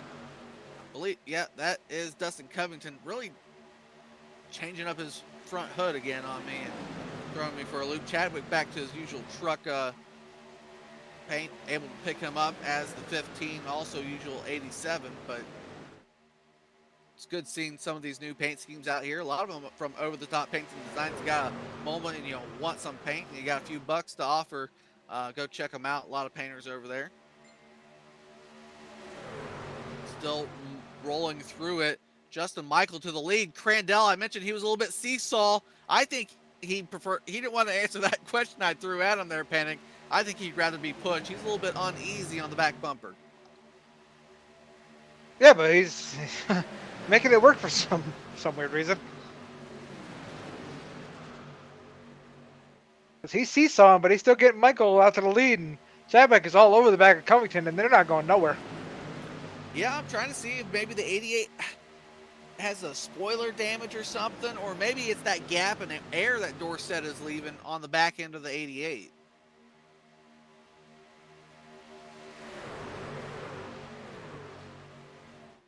Yeah, they get there, and then when they hit the corner, they just go backwards. 2 guys out of alignment probably at the moment. Jason Lance took the green flag out in front. Didn't have it had a great start technically from Jason Lance, but no help behind him.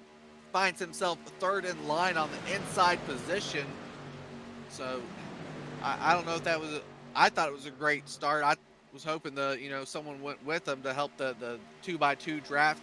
These guys are getting a little bit squirrely. Come to the tribal, I saw a car stop there almost on the bottom, maybe the 29 numbered machine. Not quite sure. We'll have to go pick that up a little bit later on. But, coming to the top side. Looks like he wants to leak down. No. Chadwick still pushing.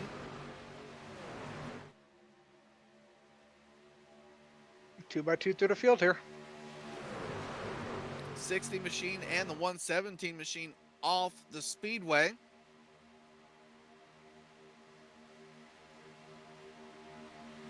Rolling through with about 25 drivers, maybe a little bit more than that. A couple guys only a lap down, 2 laps down. That's gonna be trouble. There it is. 54, the other big one. Caution back out. Boy, those admins got a lot of work tonight. I saw it start around the 54. Not sure. 77. If it did. 77 checks up. 54 nowhere to go. We'll look at the replay. All right. Yep. Going to go back and take a look here. Of course, going to go to a rear chase. Because that is about the closest view I have. So we're going to be here with the 54. Now we're under caution right now. I'll be making a phone call here momentarily, but we're going to take a look at this and kind of see what happened here under caution. So, taking a look at the 54 of Matthew Bevan here. The 77 right up there. Yeah, right there. It looks like it was. Oh, a little bit of checkup, then the contact happened. The 77 checked up a little bit, then the 54, and then the 1 going to get into that 54. The 1 going to go take a ride and a half here. 44 going to go for a ride, as well as the 52 under caution here. I'm going to make the phone call, Jeff, and I'm going to turn it over to you here until I get it situated. You know what I mean. Yep, buddy, I know what's going on. A little bit of pace and style racing here, a little bit of pit road action going on. Waiting on that phone call to maybe come through. Chadwick down. Looks like Justin Michael stayed out. So a little bit of a 1-by-1 split. Who wanted to pit and who didn't going on. We'll have an interview coming up from someone special, hopefully really quickly.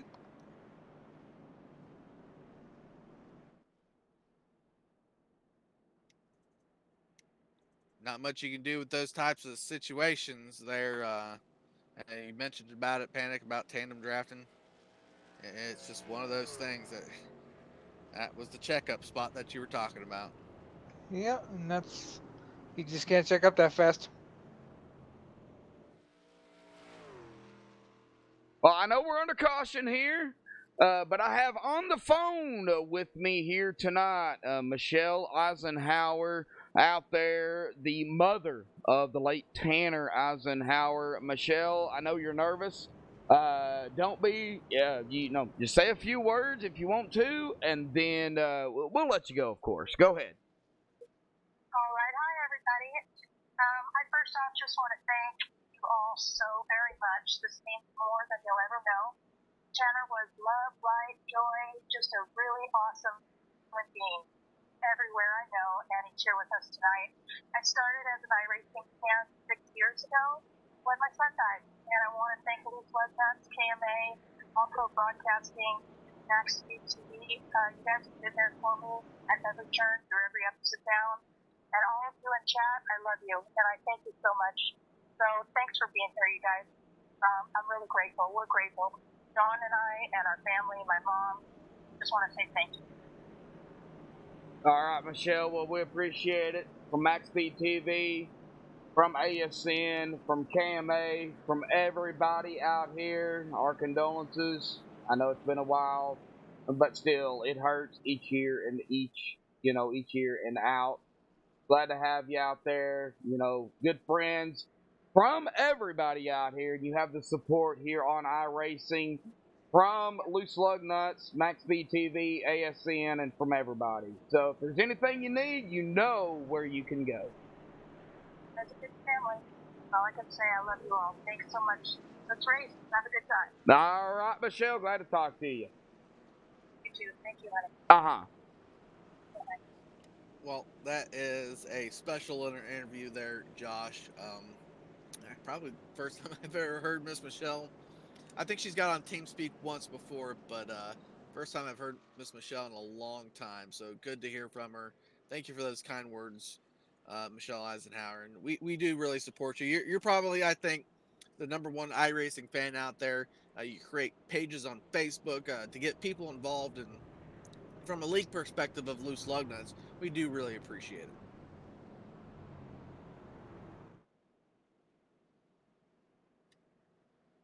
Well, gonna get back to calling this race here. A little bit of disconnects going on. Some drivers dropping out.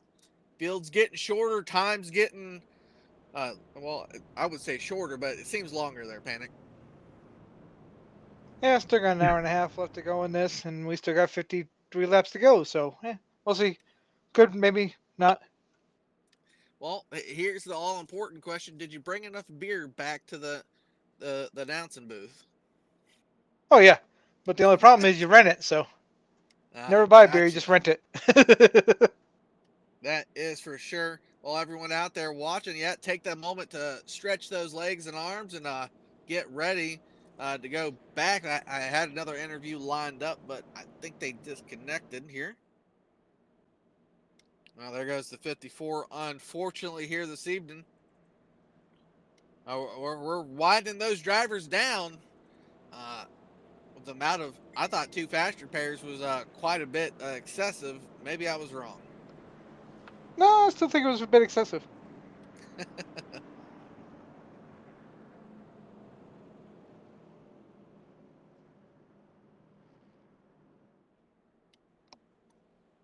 Yeah, still looking to see what's going to happen up here towards the front. Waiting to see if they're going to get back at it. Pace car lights are on.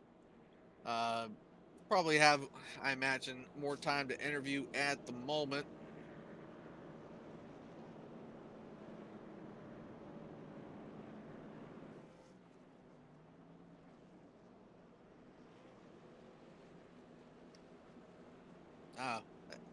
This is hard to see him pace around Talladega. It is a long way around here, folks.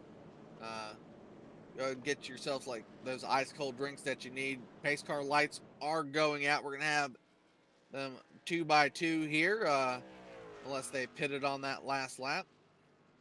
About as bad as Pocono. I don't know. I think the I feel like this is worse. Yeah.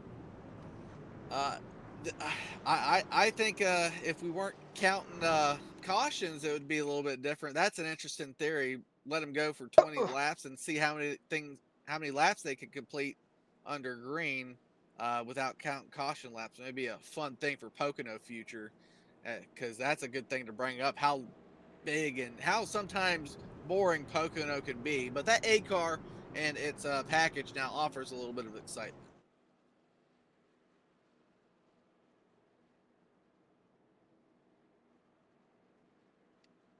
This race started at what, noon, and it's now 2:30 in the afternoon. And it still looks like it's 6:30 here.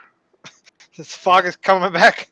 Fog's rolling back in. They've had 2 rounds of fog, so we'll imagine what they can get after next. We never get the vortex theory going. So. Oh yeah, we get up and go in the vortex theory. Yeah, it works at small tracks for sure. I don't know so much about these big old NASCAR tracks.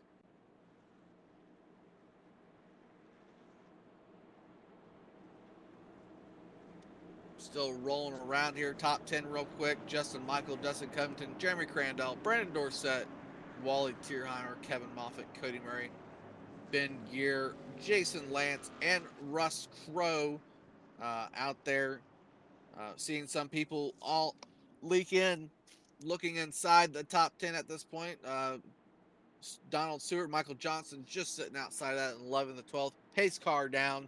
Going to be the long run up here through the tri-oval to the start finish line to see if Justin Michael gets a good jump. Jeremy Crandall still second in line on the inside. There goes Justin Early. Back to green flag racing.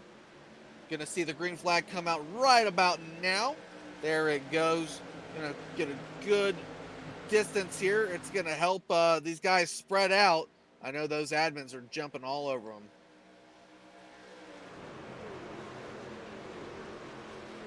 Kind of weird, but once they hit halfway down the backstretch, it will be halfway in Talladega. All right, getting up towards that halfway mark. Miss Michelle out there, you did fine. I think I've heard you more often. I think I've heard John give an interview lately. So good to see you out there, Miss Michelle, giving that interview. You did fine. We as announcers gotta like our own voice sometimes. I surely do, because I do talk a lot. Outside row starting to go up. Wally Tierheimer going up, getting a good push from Dustin. Dustin had to get out of the gas though. Dorsett just keeping that foot length that he has all night. Yeah, I'm not really sure if that's good on the outside. Inside, it sounds fine, but on that outside, you want that air rolling over, no spoiler, no spoiler. You don't want so much of a gap. No, we've seen that cause an issue already, and with him checking up, trying to keep that gap. Yeah, well, I mean, back in the day, you could just not make the back bumper. I know even with the tire package, more, defined aero package with these trucks, you can still get to that back bumper. The pushing is quite necessary, and the 19 probably needs to do it on the outside. 44 Ray Richard disconnects here, takes it behind the wall. I'm still looking at that Klondike machine, the 34 of Cody Murray. I still want a Klondike bar, but still hoping maybe from some Scoops old-fashioned ice cream there. Well, he is really seesawing. I don't think Justin Michael likes the inconsistent push down there, because now here comes that outside. Yeah, I don't know what he's got going on, but I get it fixed. What would you do for a Klondike bar? Ain't that the truth at this moment? Oh! Here we go again!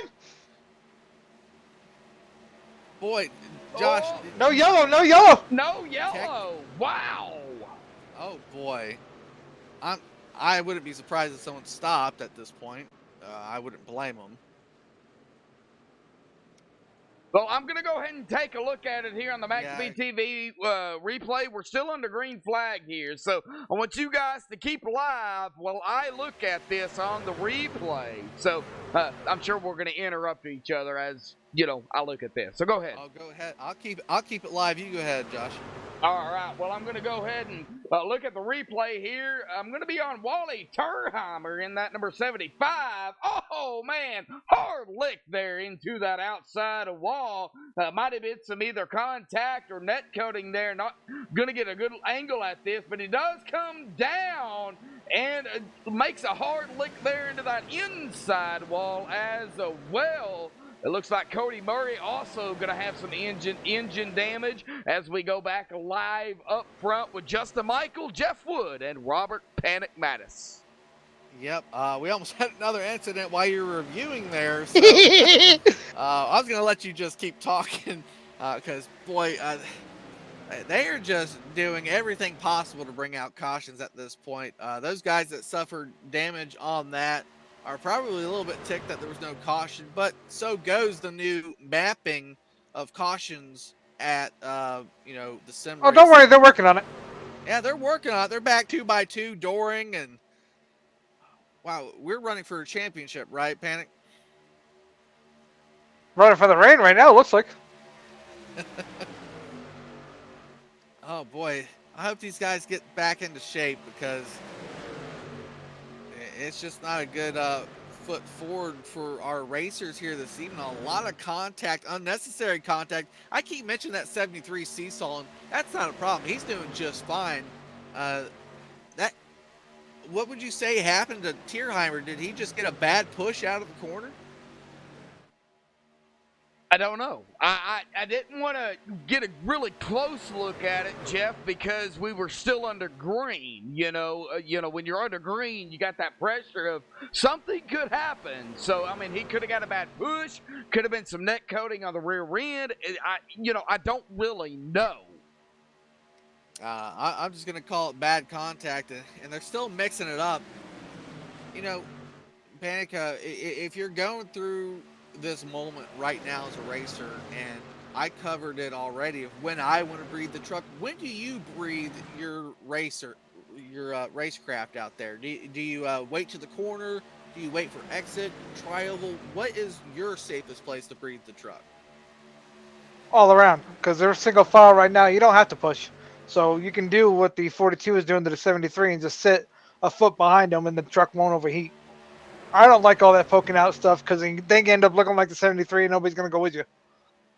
Yeah, that is a possibility. Looks like we have a top 9 breakaway. The rest of the guys 10th on backwards are trying to form their own line at the moment, getting down to some single file racing, even though they're all over the track like they're guarding the gates to heaven at the moment. But now the fourth one. Getting back there. Looks like we got a second line going on. Yep. Browder making the second line appear. Well, I'm looking at really 3 distinctive packs here from my end. Rusco in that 420 leading this group as we see the 004 there of Michael Johnson going to get around. And then, of course, he was just talking about, Travis Chowder Browder, as I like to call him, an inside joke between me and Travis there. So Travis back here running. Now he is one lap down. He is up here in this front pack. Yep. So I looked at it wrong. My bad. It happens, but I'm glad to see them back 2x2, even though I think they should stay single file at this point.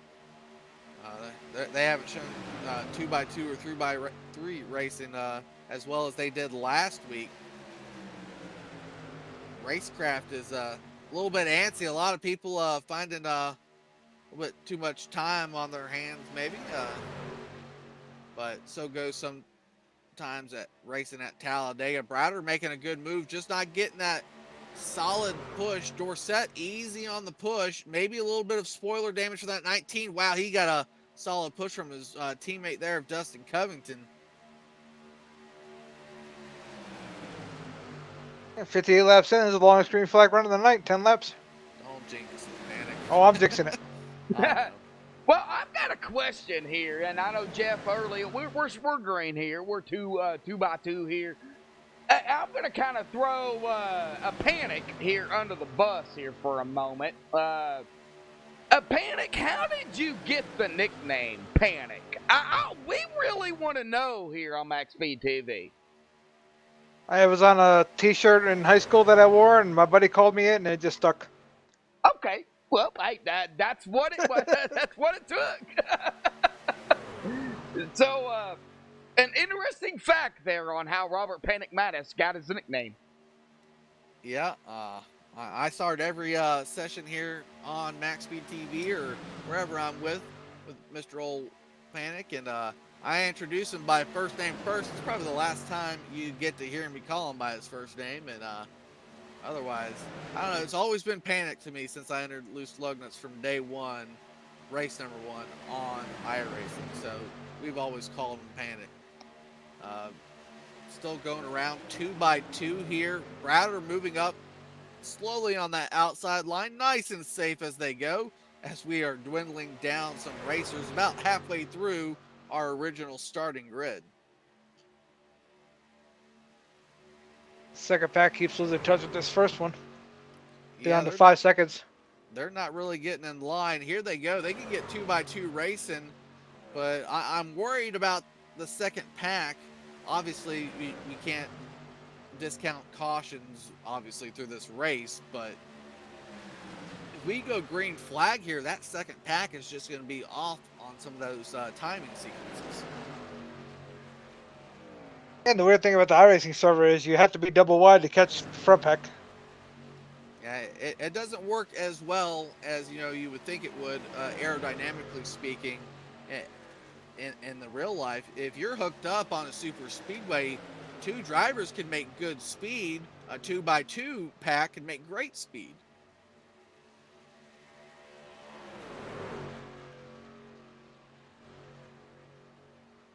Yeah, they're losing about a second lap for that second pack. Well, we'll have to see what they do. It looks like Kyle Chadwick, Mitch Reeves, 2 guys we saw early on. We talked about that were, made a different pit stop. Jason Lance is back there. I know he was involved in that last caution-esque. Travis Browder that we see up there on that outside line, he's technically 1 lap down. Well, I want to go ahead and give a shout out here to all the fans out there in chat tuning in here tonight. 27 likes here this evening. They currently have 21 watching, and to the trolls out there in chat for the 3 dislikes. I appreciate the view here that you gave us for coming in and giving us the dislike here tonight. So we got the view. Hate it that we got the dislike, but thank you for the view anyway for the Remembering Tanner Memorial race here for the Loose Lug Nuts here. Michelle, Don, Michael D'Amico out there as well in chat. I just got to put my 2 cents in. I'm looking at the stats here, Jeff, and, you know, I keep it real. Well, like the big YouTubers like to say, they thank people for dislikes too, because that is interaction on the page of where the video's at, and it still offers an algorithm perspective to getting that video out there for non-viewers. So thank you, Yep. like Josh said, for at least the contact. If you didn't really like our material, just don't tune in. It's simple as that. Yeah, it's plain and simple. You know. If you click view just to dislike, that's an extra view and that's an extra interaction on the page, and thank you. Yeah, I don't know which other way to put it.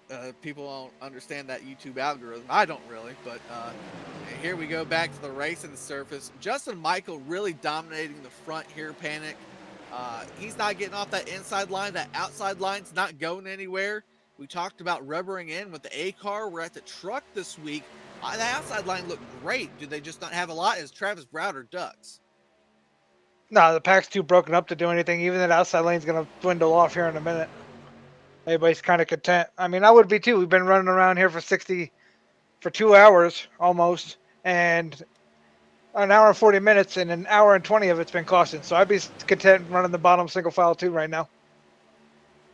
Yeah, we've even seen some, crashes happen. Crashes and non-yellows happen towards the front too, which is quite unusual. Usually it's the guys making moves in the middle to back of the pack. Still about a 9-car breakaway here to the front. Those guys in that second line, 8 seconds back now.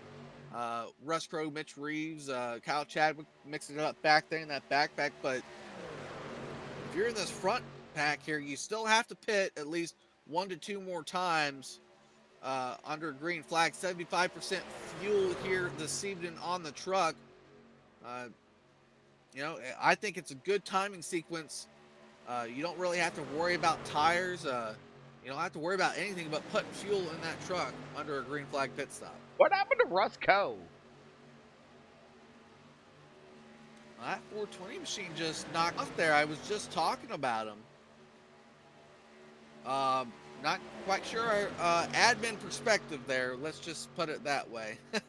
I'd have to back it up to see if he made a mistake or not.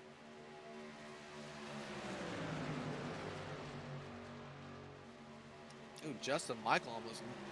Oh, where the hell he's going? Front. Yeah, 420. A little bit of disagreement with an admin, maybe. I don't know. Admin's doing an actively good job out there, trying to get these drivers. There's nothing that any admin can do to get these drivers to race nice. The drivers got to do it themselves, but they're at least doing it right now. But we had to, split apart half the field, so who knows? Oh, Russ Coe in chat. He has joined the chat here. We got green flag pit stops happening. Justin Michael coming down pit road. The leaders down pit road. As I speak of that, Russ Coe saying his network closed. What? Okay. But yeah, green flag pit stops at the moment. 15 or he's the 87, Justin Michael. The 501 tactical paint job there down in. Brought up quite a few drivers with him. Probably smart to stay with the lead pack. Looks like the 56 there of Ben Gear out and away. He is part of that lead 9. If you did not pit with your lead 9 there, I don't think it was a smart move. Definitely not. Yeah, so 56 is going to get a short pit stop here. Get out and away. Looked like most of those guys took 4 tires. That's odd.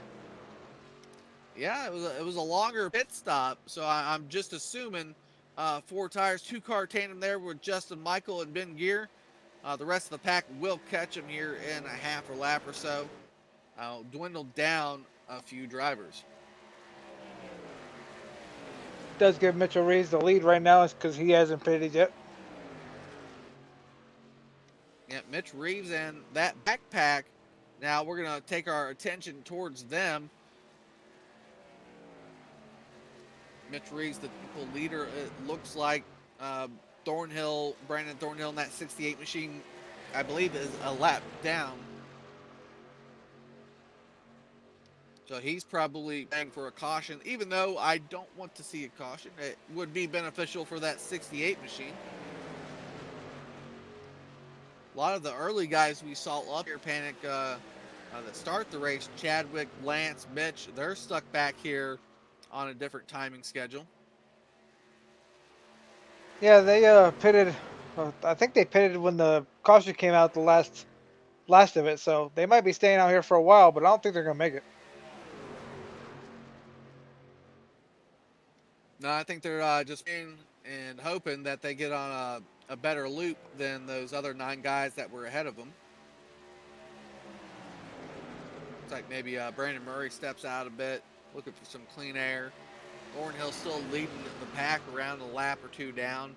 Jason O'Connor, guy I don't know enough about in that 72 machine, he's rolling around here. Got himself in a good position here in the latter half of the race, looking for lap number 70 around the speedway, completing lap number 69.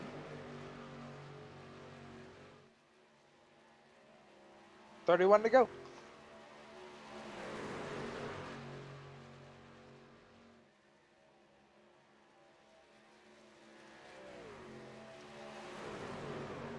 Yep, clicking off laps now. This is what happens when you go green flag racing, get some pit stop action in, at least from the front half of the pack. Does that mean, in your eyes, that those front guys are assuming they can make it to the end? No, they're just stretching it, I think. He said hoping for a yellow to get caught back up. Yeah, so we still got some movement up here, possibly from 68, the 02, the 72. Trying to get the number on that. Black numbers do not really work when they're not outlined. Who's fourth in line there? It might be Cody Eldred. No. I'm looking at Jason Shane Lance Gross. here. I'm looking at Jason Lance here is in 4. Yeah, Jason Lance is there, but there's the guy in front of him. I just couldn't pick up the number.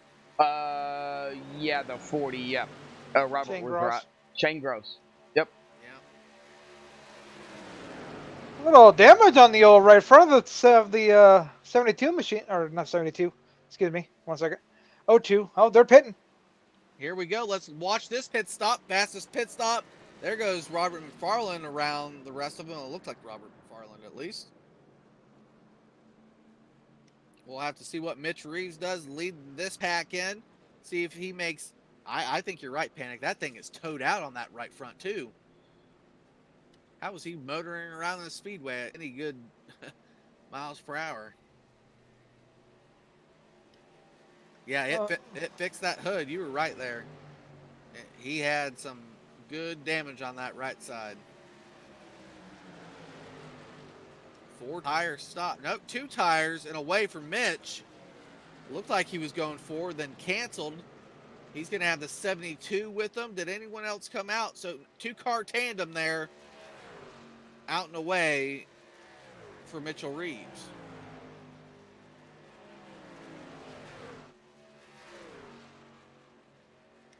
Oh, I think he should have took 4.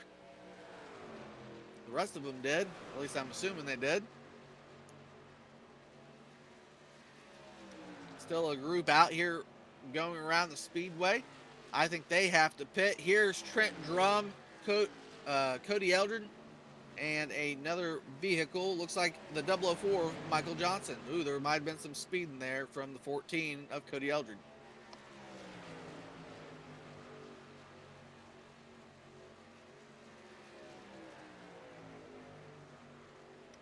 '85 machine of Danielson off the speedway. Title sponsor on Sunday night of Bruzy Racewear USA. You're where you're way. Another small business I hope people are trying to interact with and keep afloat through our current crisis.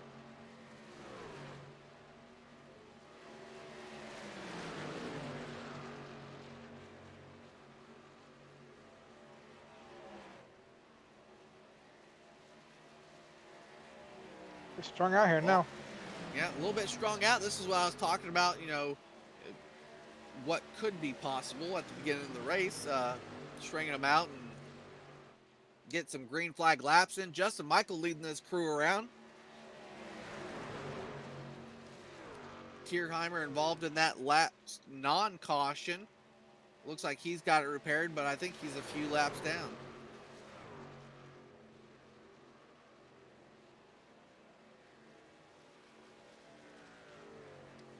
This could be an exciting end if, you know, this is the way it stays. Justin Michael, Kevin Moffitt, Ben Gear, two of those guys I don't know too much about their racecraft. Rob Haynes is in the mix there, a guy that's won a lot of Xfinity races at Loose Lug Nuts.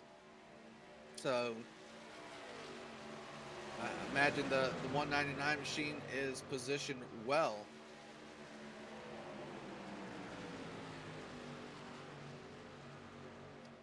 $27 laps to go. Yep, 27. Panic's counting them down after they've been taking their sweet time getting towards this checkered. We're looking at this front pack here with Justin Michael. I think only about 4 of those vehicles are on the lead lap. So not a lot of... and there's the yellow. Caution. I talked too much. Oh, crash right in front of our... It looks like Shane Gross might have been involved in that, in this caution, Jeff. I can't wait till you see that. That's awesome. Yeah, I'm scratching my head, Panic. That's what we call needing a caution. Yep, I need a caution. Guess what? You won the lottery. Oh, wow. Well, we're going to take a look at it here on MaxSpeedTV, and of course, I call it like I see it. So we're going to see the 40 of Shane Gross here, and we're going to look here. Oh, yeah, right there with the 2 and the 40 of Shane Gross. You know, yeah, there was some contact there, and could you have said, yeah, definitely need a caution for sure? That is definitely going to pull out that caution as the 40 of Shane Gross goes around the number 2 there. That is the 2 of Brandon Murray. Going to be involved in that as well. I'm going to turn it over to Jeff Wood and Robert. I'm going to keep my mouth shut. I'm not. He hooked him. He flat out hooked him. He turned left on him, that's for sure. And he wasn't, you know, barely clipping the bumper. He turned him at the wheel well. That's just a bad. That's a bad showing. But let's go take a look at those sponsors for a quick commercial break. We'll be back here live on MaxSpeedTV.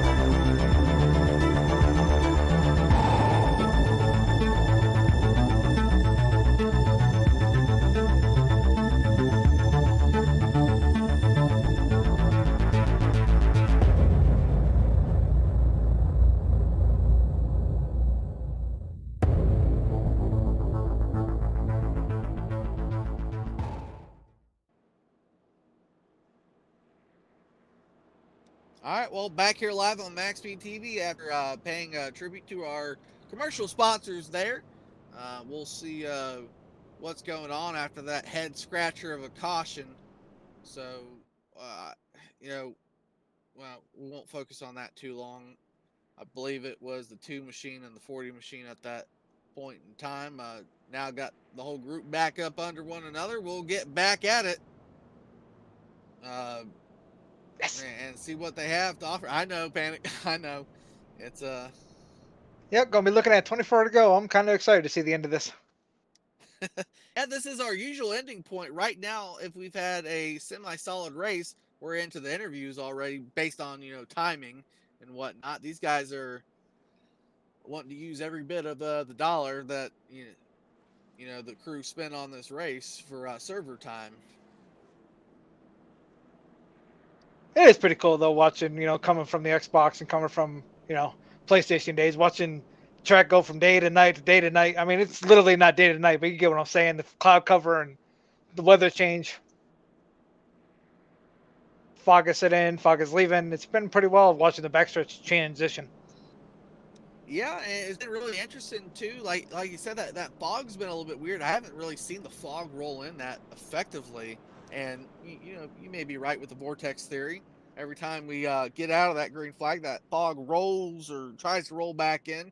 For the most part, temperatures have been affected. There's a lot of heat from these machines going around the speedway that put down track temperature. We've actually dropped below the 100-degree mark finally. So that's a positive. Maybe that's why we're not seeing such a strong run on the outside line. One thing to look at pit road. Pit road is atrocious gray right now, like no rubber at all. You go down the corner, the bottom lane is black.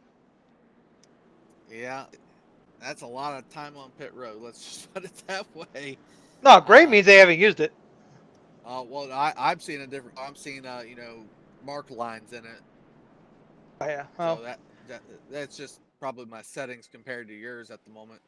yeah, you go down in these corners. You see right now when they go through this corner, that bottom lane can't get any darker. I mean, it's going to get grayed out in a minute because they're going to pick it up with the hot tires on the caution, but there's a lot of rubber being laid down for Talladega. Well, we're going to be going back right here. I want to say shortly, but we still got a long march to it. Justin Michael, Rob Haynes, Brandon Dorsett, Dustin Covington, Donald Stewart, Kevin Moffitt, Jason Lance, Kyle Chadwick, Ben Greer, as I'm told, and maybe just misspell on the iRacing side of things, Thomas Cristiano, Jason O'Connor, Jeremy Crandall, Michael Johnson, Mitchell Reeves, Shane Gross, Travis Browder, Cody Eldred, Dominic Lee, David Swindell, Trent Drum, the last guys on the lead lap there. Maybe Wally is one lap down. They're actually waving guys around the pace car to get a lap back for. I've never seen this, so I'll just stop there. Concur.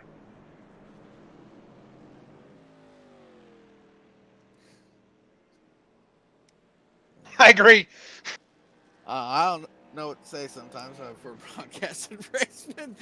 They do weird stuff like that you don't normally see, but still waiting to get around. Those guys got a long trek for such a short amount of time. I'm going to go green here, about 21 to go. You see another wave around go by. That was Thornhill.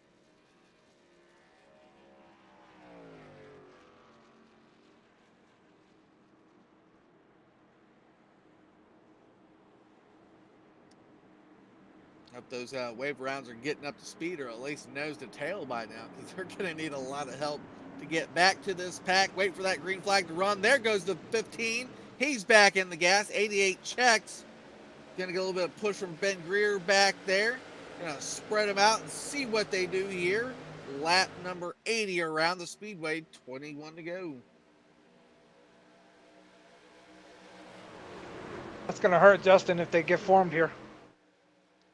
Yeah, gonna hurt indeed. Dorsett and Covington, 2 guys have been on the outside the entire night, and their teammates gonna get stacked up here. But here we go! Oh, boy, they are just absolutely not doing the correct push in here. I really Moffat. don't get it. Dorset take the lead. And leave Covington dry. Wow. Yeah, I did not expect him to leave his teammate, but like you said, safer line to the inside. You know we haven't done tonight. Crank it up. Here we go. Let's go crank it up, people. We're going to turn that thing on. We're going to shut up, and we're going to hopefully see him roll around the speedway. Here we go with Mr. Medlock and that crank it up cam.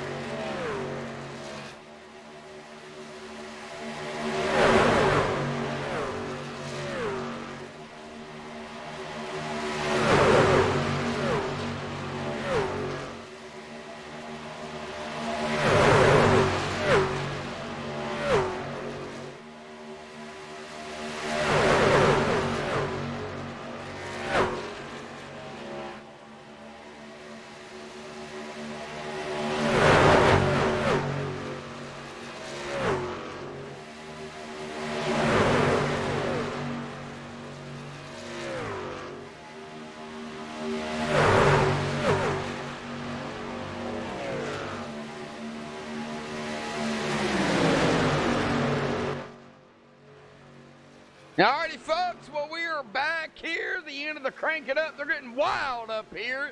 I'm going to turn it back over to Jeff and Robert Panic Mattis here as we come to lap 17 to go here tonight. Well, Panic, during that crank it up, we almost saw a caution. Probably should have been a caution. There was a car, semi-sideways. I think it might have been Trent Drum. I can't really tell with Mitchell's current paint scheme. It probably was Trent as he just disconnected there. A lot of bobbing and weaving going on. Yeah, a lot of bobbing and weaving. Mr. Medlock, his phone sounds about like mine at the moment. As hear the dings in the background maybe when I'm speaking. Sorry about that. Hopefully it's been somewhat exciting night in the perspective of racing when it's been going on. I know Mr. Medlock's been giving some great camera views of the crashes. We've had quite a few of those here tonight. About a 3-wide lane there. Lance is going to get out of line here on the front straight. Oh, that's going to be ugly. I just said he got out of line. I didn't think he was going to try to get back in line. 88 on his roof. 199 is in it. It landed. Chadwick. You got to drive that back. You got to drive that back. Kyle Chadwick going to go for a ride. Jeff and Robert, we're going to be on Kyle Chadwick here because that's who I kind of picked. I seen his speed drop, so I'm going to be on Kyle Chadwick in that number 88 machine. As we take a look at the caution here with 16 to go here tonight for the Tanner Memorial, and we do see the action here, and I'm going to go ahead and call it here. 4-wide action here. As this transpired, and Kyle just going to be one of those drivers going to be caught up in it. I know the 02, the 86 going to be involved in that as well. So that is going to be Jason Lance. So as I take a look at it here, it looks like the 02 and the 86 making contact. That is going to put the 2672 and the 88 going to go for a ride. Of course, I've got to go cockpit here with the 88 of Kyle Chadwick, because during that caution, he took a ride. So if you guys get motion sickness, please, some Dramamine here as he goes topsy-turvy on his top side. He manages somehow to get it back on all fours, but yet again, he is still going to go for a ride. Back to you, Jeff and Robert. Yeah, I mean, when we were commentating about it, Panic, with those excellent camera angles there from Mr. Medlock, but I said the 86 got out of line, and you know, I took my focus off of him for a second because I didn't think he would try to jump back in. Obviously, when you're the lone car out there, you're just going to go backwards. I did not expect the 86 to jump back, or try at least to jump back in the hole that he vacated. Yeah, I don't know what else to say. We've been seeing this all night. I don't know why they keep doing it, but whatever. Yeah, definitely. I mean, it was a somewhat of a struggle for the first 40, 50 laps last week in the Cup car, but it wasn't as bad, driver to driver. They were at least laying off one another. I got a little bit of a antsy feeling here tonight, but again, another shakeup. We're at the end of this race, technically speaking, on lap wise. You still got a long time before you got to make that final move. You just got to figure out something to do. I think we're down to 13 cars on the lead lap. We may have a few gifted, wave arounds here coming up. So that's a positive for some drivers if they got a clean truck. I just don't know what to say about it. We'll have to see if the racecraft improves. I'm just here to say, thank you everyone for coming out and supporting MaxSpeedTV, Loose Lug Nuts, and most importantly, the Tanner Memorial Race. Remembering Tanner from Miss Michelle there, Mr. Don King, Mr. Michael D'Amico. We love putting on this event every year, despite the style of racing we've seen here tonight. I just hope we've at least honored the memory, mentioning Tanner there for you. We hope to do it again next year, the year after, and we were kind of blessed here tonight to hear from Miss Michelle. It's going to be a fun little night. I would get some interviews in here, but I really want these drivers to calm down, not think about, if I get an interview, am I going to get an interview? We just need to get to the end of the line here, but all the drivers that knew about the race and why they were coming in here to race tonight, thank you to them. If you're rewatching this race or even have it on the delayed live version that Justin Michael does, thank you for coming out and supporting everyone out here for this.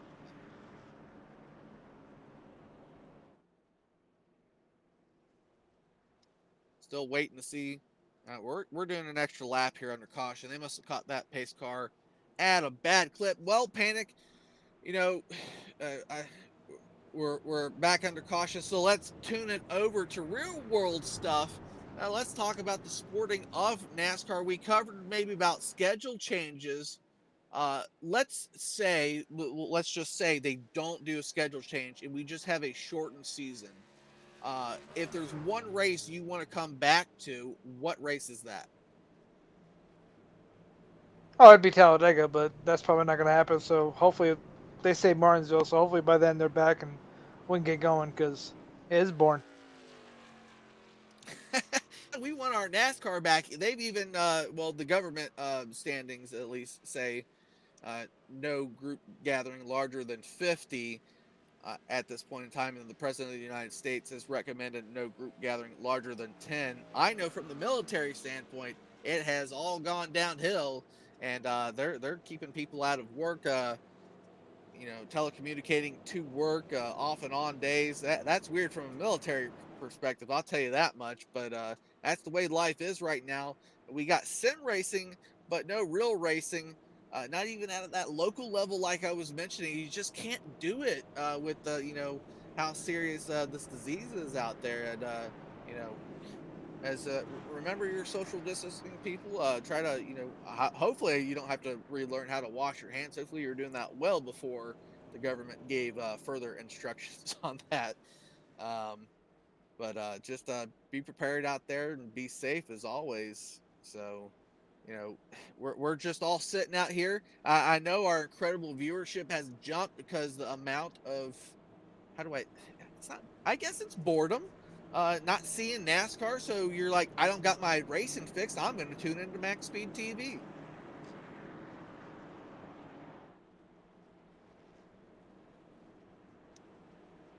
Well, either way, for getting your racings here, and that's quite a nice thing to see. Well, I'm taking a look at it here. We've got 20 current viewers here. We've got 27 likes here tonight as they get that one to go here across the line. 3 away from 30 likes here tonight, folks. Can we hit that 30 like mark as they come to 11 to go here this evening? Yep, gonna get back with only 11 laps. I don't know if we talked about it live. There are, since I did set up this race, there are 2 green-white-checkers available to be scheduled if need be. I imagine they will need them, Panic. Oh yeah, I'd be surprised if we make it 2 laps without it. Panic wants to see some better racing drivers. Let's get that better racing in. Prove Panic wrong and get to that checkered mark without needing a GWC.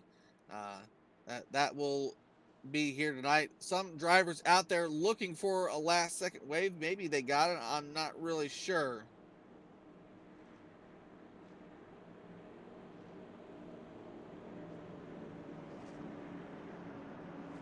Down the backstretch here.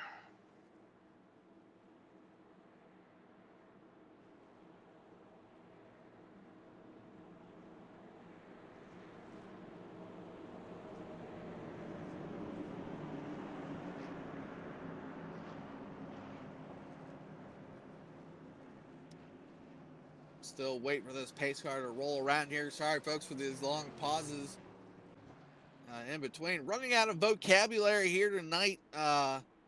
Usually I can probably make it for 112 laps, the longest Talladega race I've seen in trucks without losing it. But boy, oh boy, they're making it. they're making this feel like a Bristol race at the moment.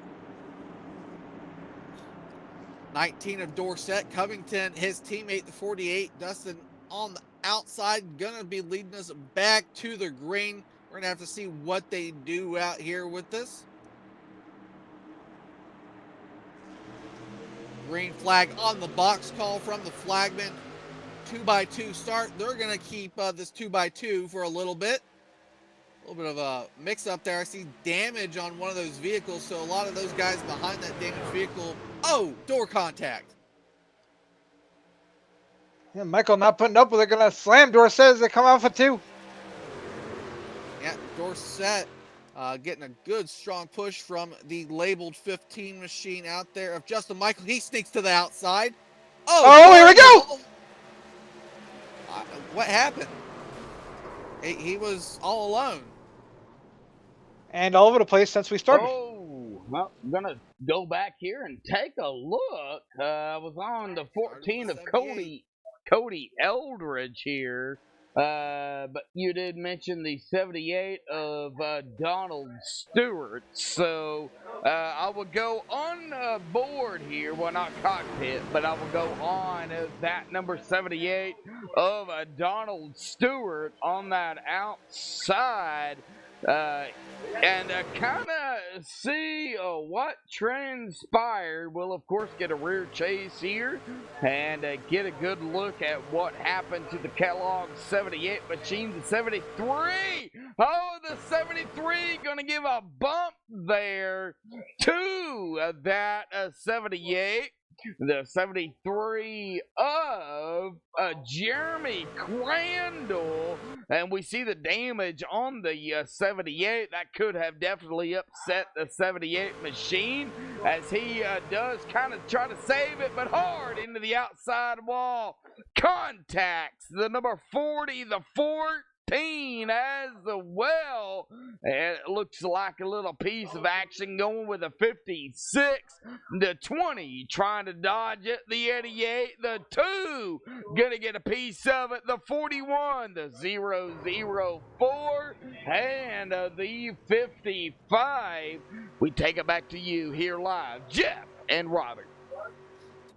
Yeah, thank you for that, Josh, getting us in there and giving us a little bit of announcer break, talking about those good camera views. I'm just sitting here Bump drafting like is the hard. rest of our fans. Huh? What's that, Panic? I said bump drafting is hard. Panic, I can't wait for the memes to come across my Facebook page. Oh, boy. But, no, it's been an interesting evening. Let's quote it at that.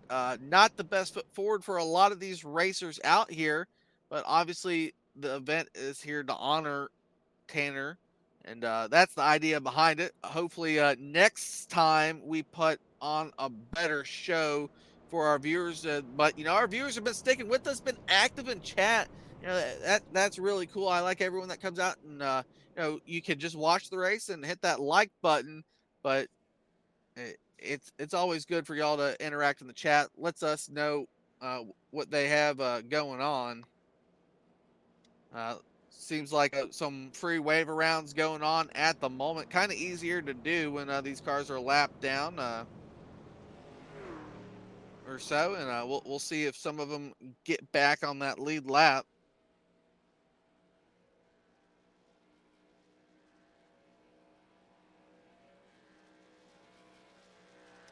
Still rolling around here without 17 vehicles, less than half of what we started this. It's been a little bit of a derby event here. Usually we hold those. Gosh, what is that track out there? West Panic. Wes would kill me for not knowing this track off the top of my head. What was that? That was Irwindale? Yeah, Irwindale, West's home track there. God, I was the one with the figure 8. That's the one we do the derbies at, right? I thought that was Talladega. Yes, Panic. That's what I was getting at. Thank you for getting us to the end. Boy, Dorset still leading. I imagine everyone's still good on fuel and whatnot. I didn't let the admins know. I didn't let anyone know, really, that we have 2 green-white checkers, so they may be a little bit surprised if they try to go for a third.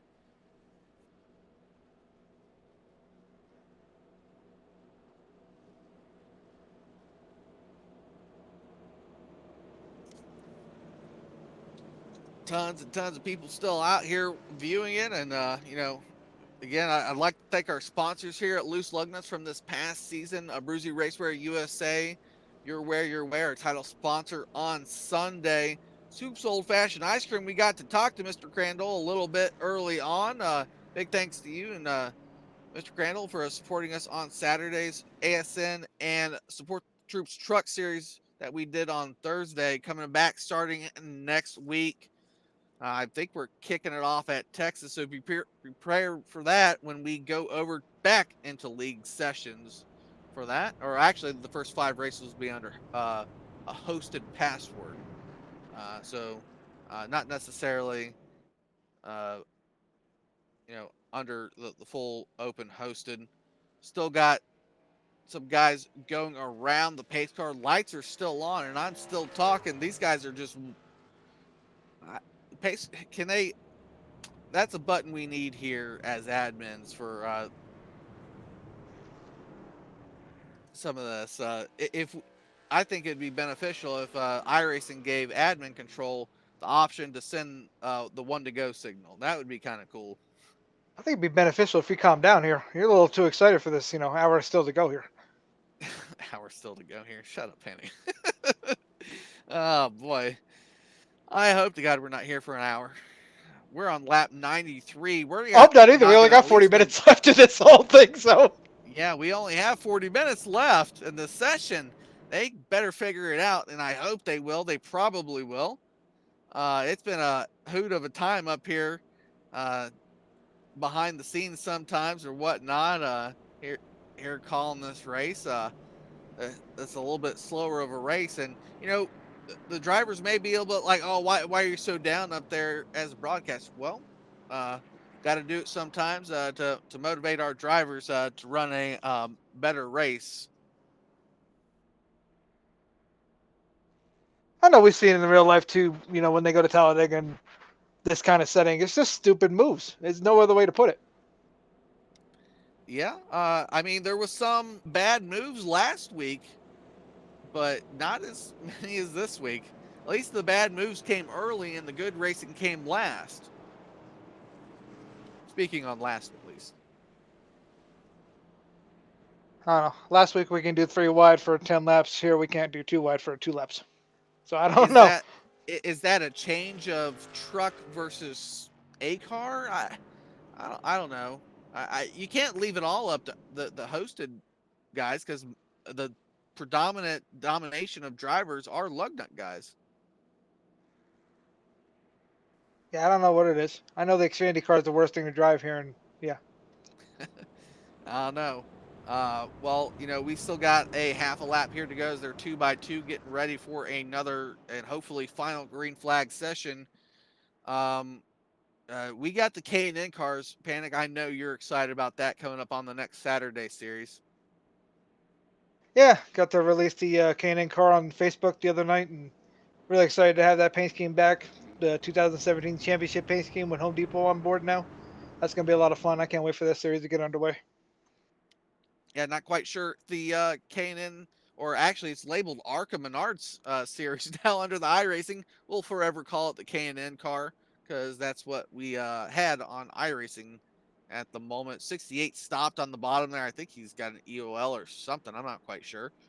But there it goes. We're looking forward to that Saturday schedule. The next Thursday schedule is going to be rotating between the truck and Xfinity back and forth. Like I said, the first 5 or so races will be up and hosted, password protected.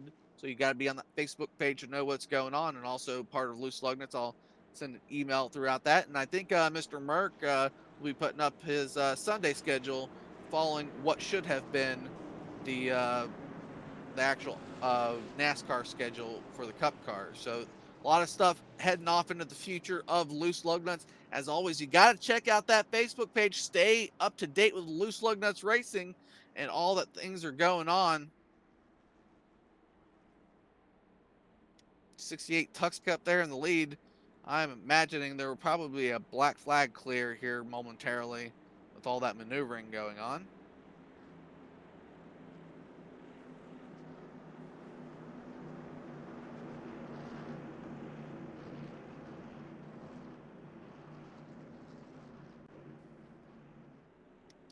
Am I seeing this timing right? Is Brandon Thornhill?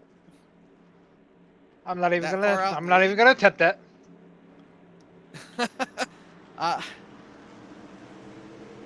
I'm not quite sure what's going on here.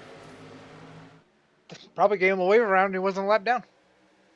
Oh wow.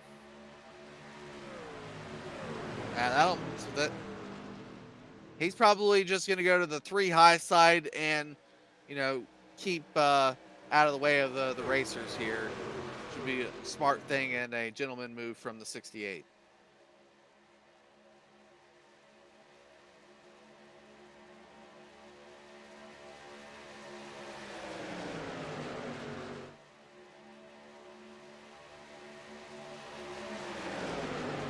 And there goes Justin Michael.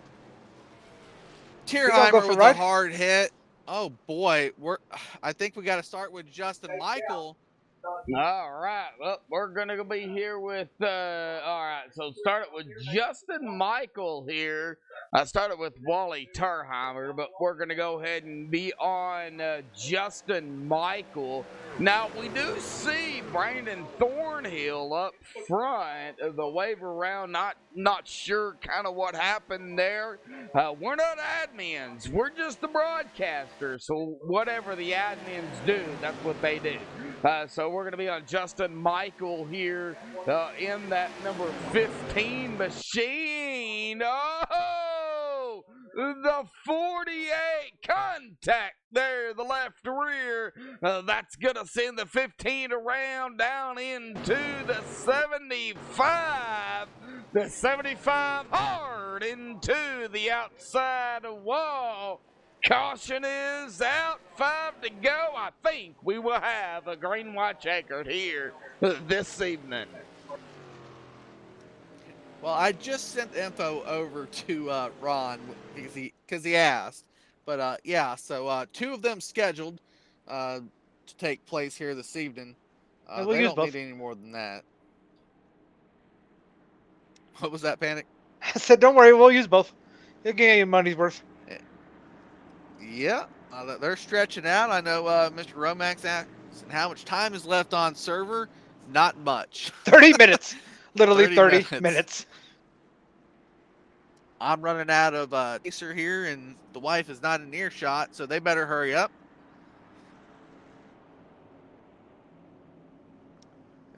From what I saw during that is, yeah, Justin Michael got out of line, and the bump came from the 48, a traditional Talladega mistake, but after so many here tonight, you're just tired of seeing them. Yep. I think it's best that, we as a league in general, I know there's a lot of guys, there's actually quite a decent amount of guys that I would say are not league runners that are still in the race. Are still on the lead lap at least, but as a league, I think it's time to step away from Talladega here shortly for our next race. I think if we get to a special event again, I'm sure some of our summer league stuff will be broadcasted, but our next special event, I think on the horizon, barring any race that comes out of the blue, will be the Coke 600 running. Not sure which vehicle we want to put ourselves in. I think it might be interesting if we went over to the K&N car, Panic. For 400 laps? I don't think so. I'm going to be out on that. Panic's like, no, I don't want to deal with the tires. Nope. Rather be. I don't think we'll do 400 laps. Obviously, we've tried Indy 500 doing the actual race. That didn't end with more than 4 vehicles, but that's another race coming up, a special event coming up for sure, because I know we like to do it. Or once a year go purchase the new Indy car that they like to throw at us, and try to run an Indy 500 with our guys out here. Last Indy 500 winner was actually Justin Michael, the Loose Lug Nuts champion.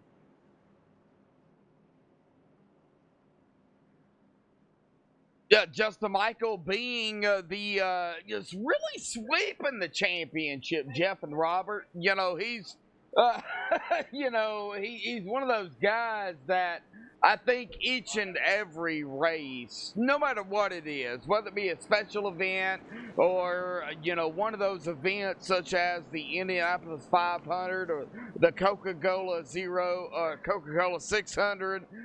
You have to watch Justin Michael because of, well, it's Justin Michael. He is a fantastic racer. No doubt, and he proved it this season and this winter season. And we break it up based on our winter season. Our trophy season, our statistical season, is now run from about September to the start of the 500 era of NASCAR. So all our champions that we talk about, if we're talking about the summer league session, we're inviting drivers in. We close down the league during the winter for new drivers. We want new drivers to come in. If you can beat that 87 week to week, I welcome you to come in and coalesce with our drivers. See if you meld and provide good racing. Come on over, join Loose Lug Nuts on the Facebook page. on the iRacing portal. Get involved with the league and get out here and prove you're the next championship of loose lug nuts. I guarantee you will like that winter prize there for being a champion. Yeah, don't let this distract you. This ain't how we run. This is not at all how we run. I No, don't know what the this hell is the deal tonight, and I apologize for the language, but Well, I yeah, think it's this a is not how we mixture. go. Well, I think it's a mixture, Robert and Jeff. You know, it is a hosted session. Something happened to Brandon Dorsett. Gonna be You go popped bye-bye. out.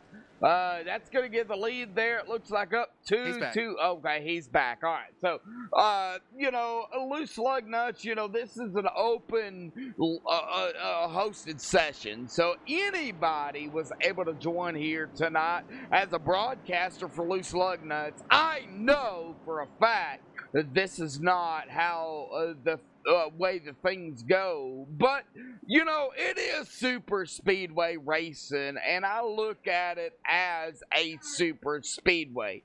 I don't look at it as a loose lug nuts race. So I'm looking at it as a broadcasting perspective. There is cautions. It is a packed field. There's net code. There's 3 wide. There's 4 wide. We're under a GWC here, 1 of 2. Still, yeah, anything can happen, but loose lug nuts is one of those leagues that I think people should be a part of.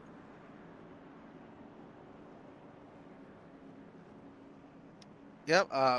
Just viewing some stuff out here, but yeah, we're getting back to the green, white, checkered here. First of 1 or 2 attempts available.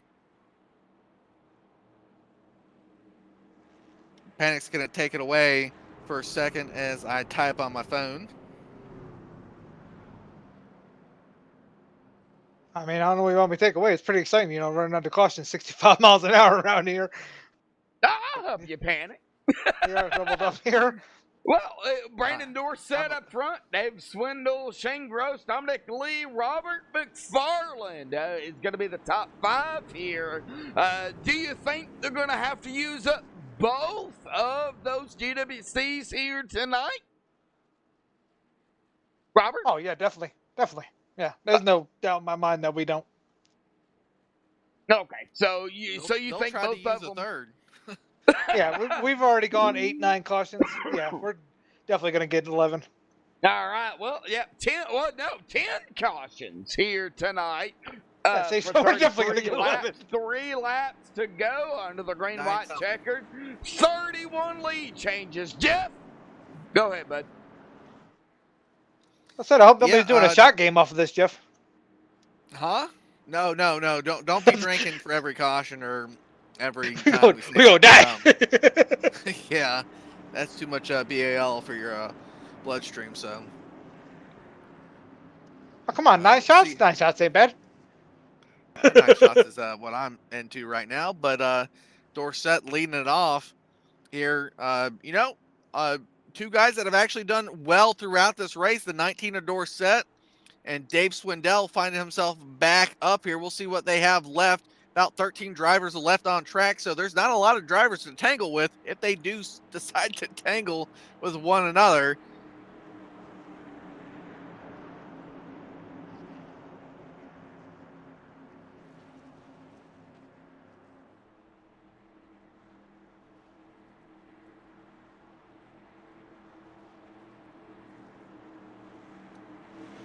Getting back at it. Green flag showing here. Lap 100 around the speedway. We're under the GWC, so the next flag, barring, the other one, will be the white flag. No help leader. on the bottom. The leader has to take the white flag. That's it.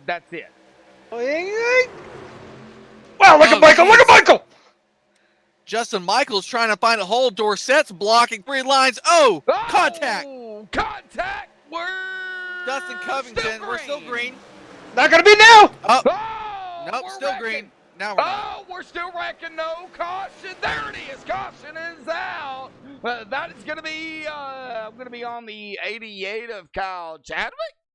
Here, you guys can take a look, see where it started. I will go on to that. All over the place. That's where it started. I don't know.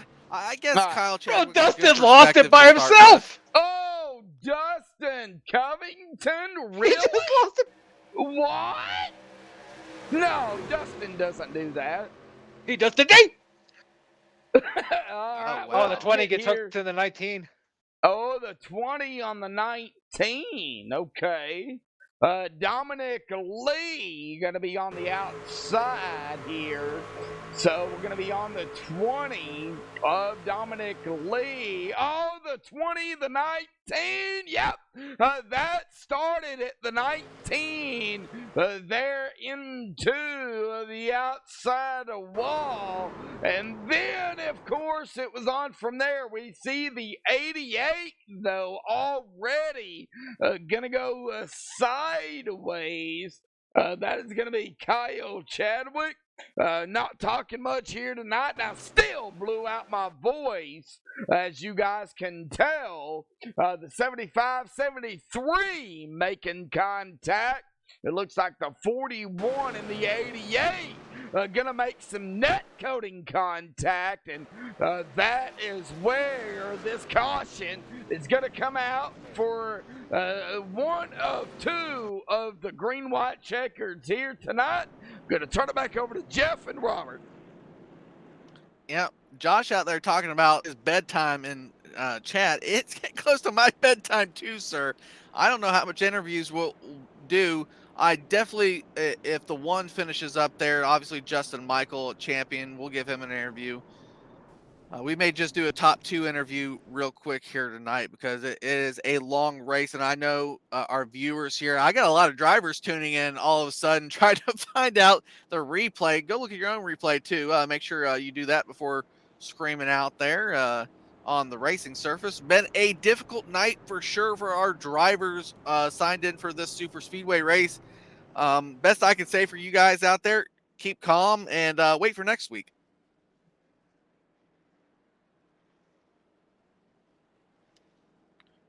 Just over there, just scratching his head too. I'm just glad that no matter what, this is over now. No matter next flag ends it. Yep. Next flag after the green flag does end it, and I don't think we've ticked down 40 cars in a long time at a super speedway. I don't know. That would be exciting probably if we didn't see it 100 times. Don't you say, Panic? What's that? Just the maneuvering there, the end of the race maneuvering. This is what should happen at the end of Dega, correct? Maneuvering, counter maneuvering, incidents, that type of thing. That's usual Dega, but we've seen too much of it here tonight. Yeah, definitely. Just you do that at the end, and apparently somebody said we're going to do it at the beginning. So. Well, either way, try to catch us next week. I think more than likely we'll be coming live back on ASN on Thursdays and then talking with our Max Speed guys about the future Saturdays and Sundays. Who knows? I know our Max Speed guys as a small business group need a little bit of help, so probably throwing some help their way eventually, getting some broadcasted races up. Sure like to have Mr. Medlock back and Mr. D'Amico back. To cover this summer, as it is going to be a long one sitting inside. And yes, again, I'm talking about that virus because there's nothing else to talk about.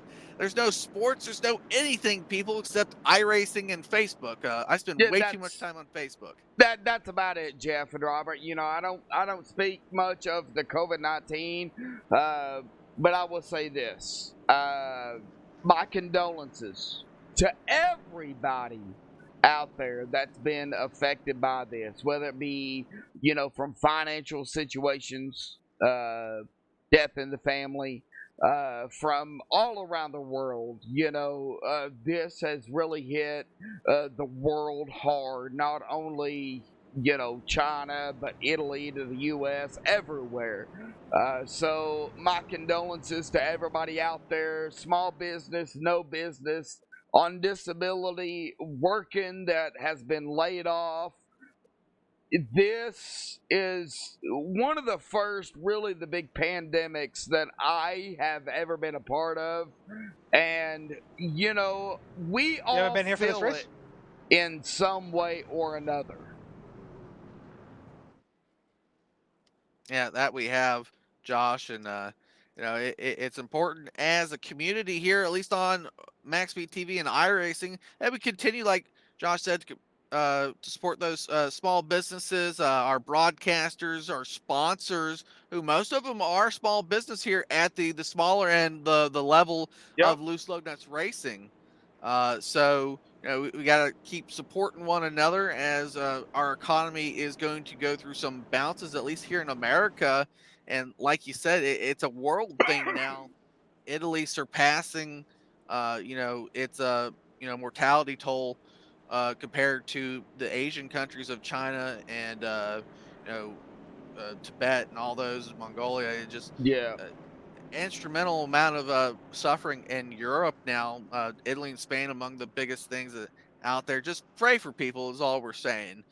Religious or not, just take a moment and hopefully governments and those special individuals out there that can help fight this virus find a way quickly, efficiently, whatever the adjective is there, to get us back to somewhat of a normal tone, because I don't think we'll be ever normal after this. And it's a once in a lifetime thing. We haven't seen this as a world population since the Spanish flu. We've had some viruses out there, Ebola, MERS, SARS, that type of thing, swine flu a couple times.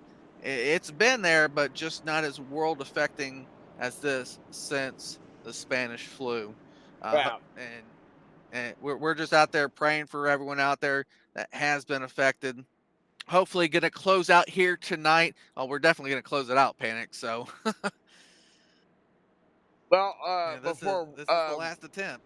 before Robert speaks, I still think we need to get the top three up here. I know I'm talking about my bedtime, but, I like to interview the top three, Jeff. So we got to at least get the top three we'll up here get for 'em. the interview. So let's go ahead and do that. But I'm let's just putting get with pressure it. on drivers to let them know how much time they used.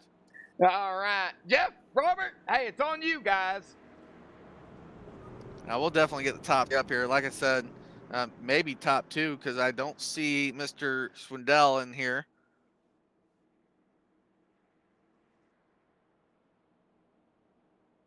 Hit that 30 like mark, going upwards from that. Thank you guys for that. Again, we'll mention it here at the end of the session too, but this is the Tanner Memorial Race. Even though we're complaining about the racecraft from our drivers out here this evening, it's all about remembering Tanner, and the family of Miss Michelle, Don, and Mr. Michael D'Amico. So 31 likes here tonight, Jeff and Robert. Woohoo! I see 33 on my end, so get a little bit happier. Not updated on my end, but I'll be happy with 33. Yes, sir. We're getting a lot of view counts out there, and it's always good. Every eye we bring on to the sport, from our level to the top level of sim racing here on MaxSpeed TV. Going to be going back at it for another green session, our last green session available.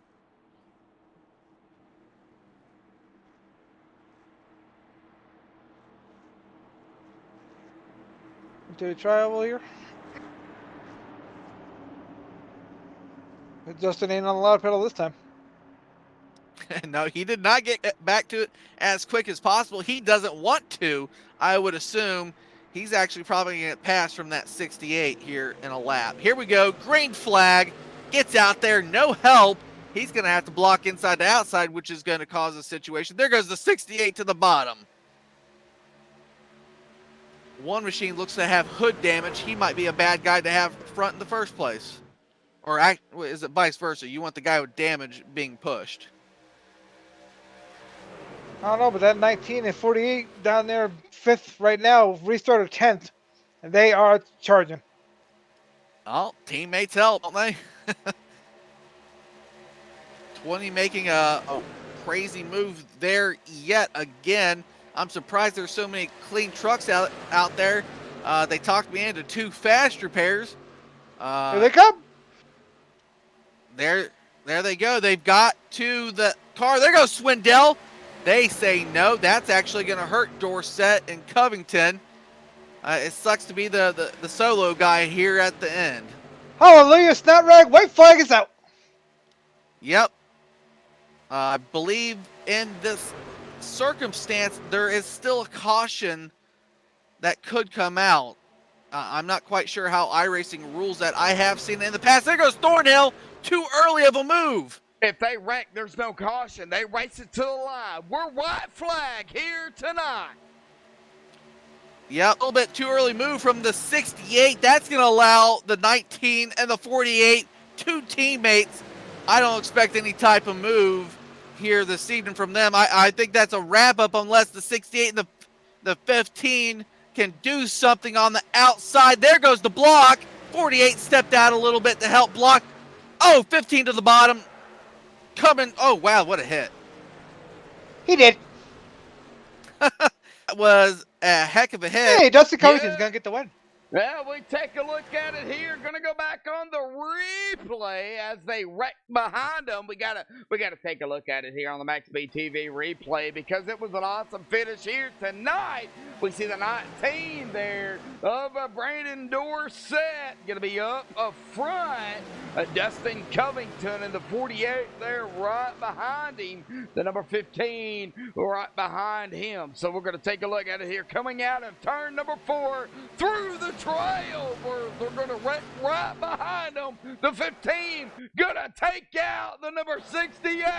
A battle there. It looks like the number 48, yes, of Dustin Covington going to win it here tonight. 003. I've got That is a .004, close but race. we'll go with that. All righty, folks.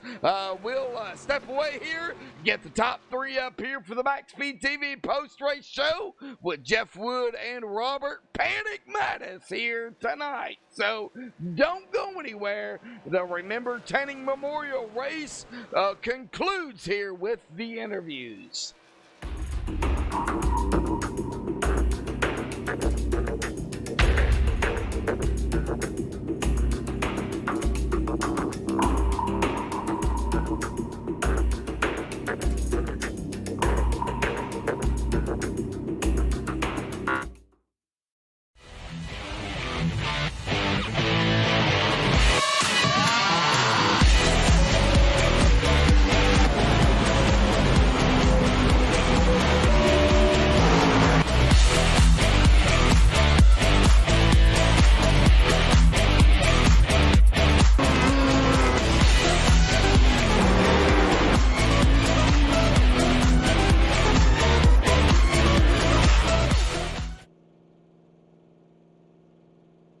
All right, going to be bringing up the 48 machine. Dustin Covington, not the greatest racing out here tonight, but still making it exciting at the end with a little bit of a comeback out there with your teammate help. Boy, what a finish. What we expect with a Talladega finish with that 48 with the Remembering Tanner Memorial Race. Dustin, congrats on the win here. Showing off that 48 machine and what you could do at Talladega, and thank you for attending this race. Yeah, I appreciate it. I couldn't have done it without Brandon, my teammate, and I didn't want to go around him at the end, but I got him a little loose in the troval with a off-center bump, and I had to go block the high side, and it just worked out. We come in 1-2, and I was the one. Yeah, and I mean, Talladega win is still exciting to be here for the 48 machine. Had me a little bit confused without being in your orange and black camo out there. This is the first time I have run a truck since we went to these new Silverados, so I do not have a paint yet. That may be why. All right, Dustin, had at least a successful ending to the night for you after such a long race. Go ahead and thank those that you need to. Yeah, I want to thank everybody that's put it on.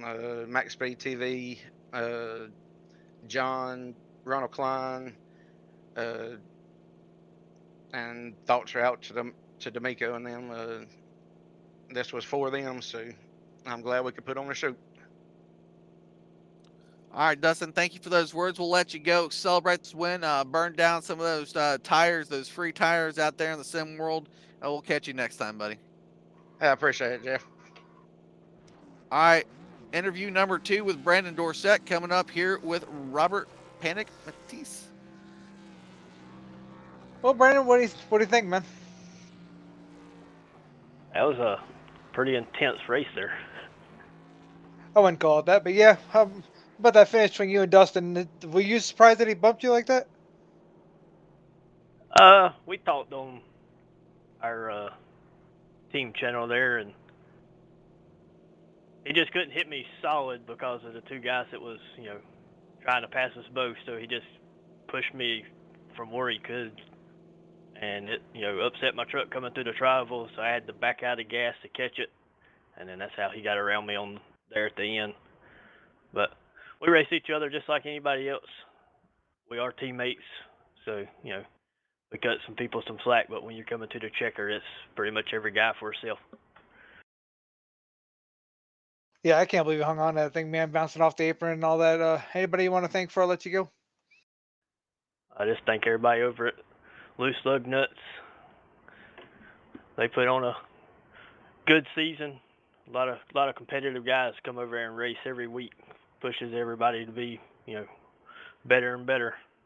If you don't show up with your A game, you're not going to win very many of the races they host. So just shout out to all the guys over at Loose Lug Nuts for the competitiveness of the league and the respect that everybody gives. Yeah, man, we appreciate you showing up tonight, and congrats on your second. Appreciate it. Y'all have a good one. All right, going to move on to Wally Tierheimer, one of our last interviews. We got to talk to him a little bit early on, but, if you're waiting to make a move into the podium finish, Wally, you did just that. Well, how do you like that, man? That's like the last 300 yards got in there. Sometimes that's Talladega racing, and we had a slow, and I mean slow walk up to that point, but you can't correct the past right there at that moment. But you managed to hold on to what you needed uh, it, to make it to the end of the race. Make sure that 75 machine was in position there for the Tanner Memorial. Good solid podium finish before we get back into some league racing. Yeah, yeah. It was definitely a long haul there. I hate it for Justin and Rob Haynes, my teammates here that were in the race. And Justin looked like he had it. I don't know what happened up there. All I know is that I just had to dodge it as they were in the wall going down the front stretch there, and it kept me in it on the podium there. So Yeah, man. I would like to say exciting, but it wasn't really until that final stretch there on the front straightaway. But good job here tonight. Thank you for showing up, showing your support for the D'Amico and Eisenhower family, Mr. Don King also. So yeah, like I said, thank you for that. Thank you for putting on a special paint scheme there. It's been really special for Michelle out there on chat, and again, we can't do it without you drivers. no, it was a lot of fun. I appreciate it. And hi to Michelle and hi to my mom who from California has been out in the Atlanta area for the last 2 weeks. And I know that she's watching or is going to watch it eventually. And she loved to chat with Michelle on the line back in the day. And I'm just glad that she can watch. And I'm glad that we put on a show for Michelle at least a little bit there in the end. All right, Wally. Any further things you got to add before I let you go? No, thanks to Loose Lug Nuts, John, and thanks for Ronald for doing all this stuff, and my teammates, Bandit Motorsports. So thanks a lot. Thank you too, Jeff. All right, Wally. You hope to see you on Thursdays in the future, buddy. All right, man. I will definitely try to get there. I'm bugging you about it, right? You got it. I'm gonna try. All right, final quick interview Freaking of the night as I interrupt Ronald Klein in the middle of a conversation. But Ron, final thoughts here tonight. I know you wanted to add them before we signed off. want to give a big shout out to uh, Joshua Medlock for coming out here and broadcasting this with MaxSpeed TV. I always appreciate MaxSpeed TV. Thank you to you for the broadcast, the voice that you provided tonight. Give a shout out to our series sponsors, Bruzy Racewear USA, RaceGear.com, support the troops, and to the man himself, John Hedrick, and the two special people out there. They know who they are, especially Michelle. I hope they enjoyed the race tonight. Sorry that was not the cleanest and best of races, but I hope the finish was exciting for everybody. All right, Ron, thank you for that quick message. We'll talk soon, buddy. Coming up on some summer league sessions. Thank you, sir. All right. Well, I'll say my quick goodbyes before I let Josh sign off his own material here. We talked a lot about racing, what we want to do with racing, what's coming up on the Loose Lug Nuts. Like I said, go check out the Facebook page, get involved. Go check out the not Facebook portal, but the iRacing portal. Get signed up for the league. Get involved. We got Trucks and Xfinity on Thursday coming up. K&N on Saturday. A-Car on Sunday. Who knows what's going to be broadcasted? We're still, always last minute type of things around here. We'll get it all squared away and get some material out there for our fans. Thank you everyone for tuning in tonight. Really, we hit tremendous views, tremendous likes. I can't wait to see the feedback for this. Like Ron said, not the best racing here tonight, but exciting finish nonetheless. With that virus out there, as always, is more important than ever that you stay safe, keep your social distance that you can, and just weather through it, people. I'll turn it over here to Josh for the final thoughts. All right. Well, of course, a big shout out to Jeff Wood, Robert Panic Mattis for calling the race here tonight. I know I put my 2 cents in a few times here tonight, but that is myself, my personality here as well. A shout out to all the sponsors here for Loose Lug Nuts as well, to Michelle McMaster Eisenhower, to Tanner, the late Tanner out there, to Don, to Michael D'Amico as well.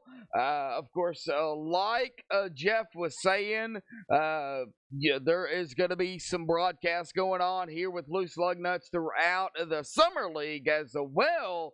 And I've been in talks with Ronald Klein as we've been talking and got some things locked in for a couple of races as well coming up. But tonight is all about Tanner and Michelle and just the tribute to them. So congratulations goes to our winner here tonight, Dustin Covington. Jeff, Robert, awesome job out here, but that is going to do it here from MaxSpeedTV.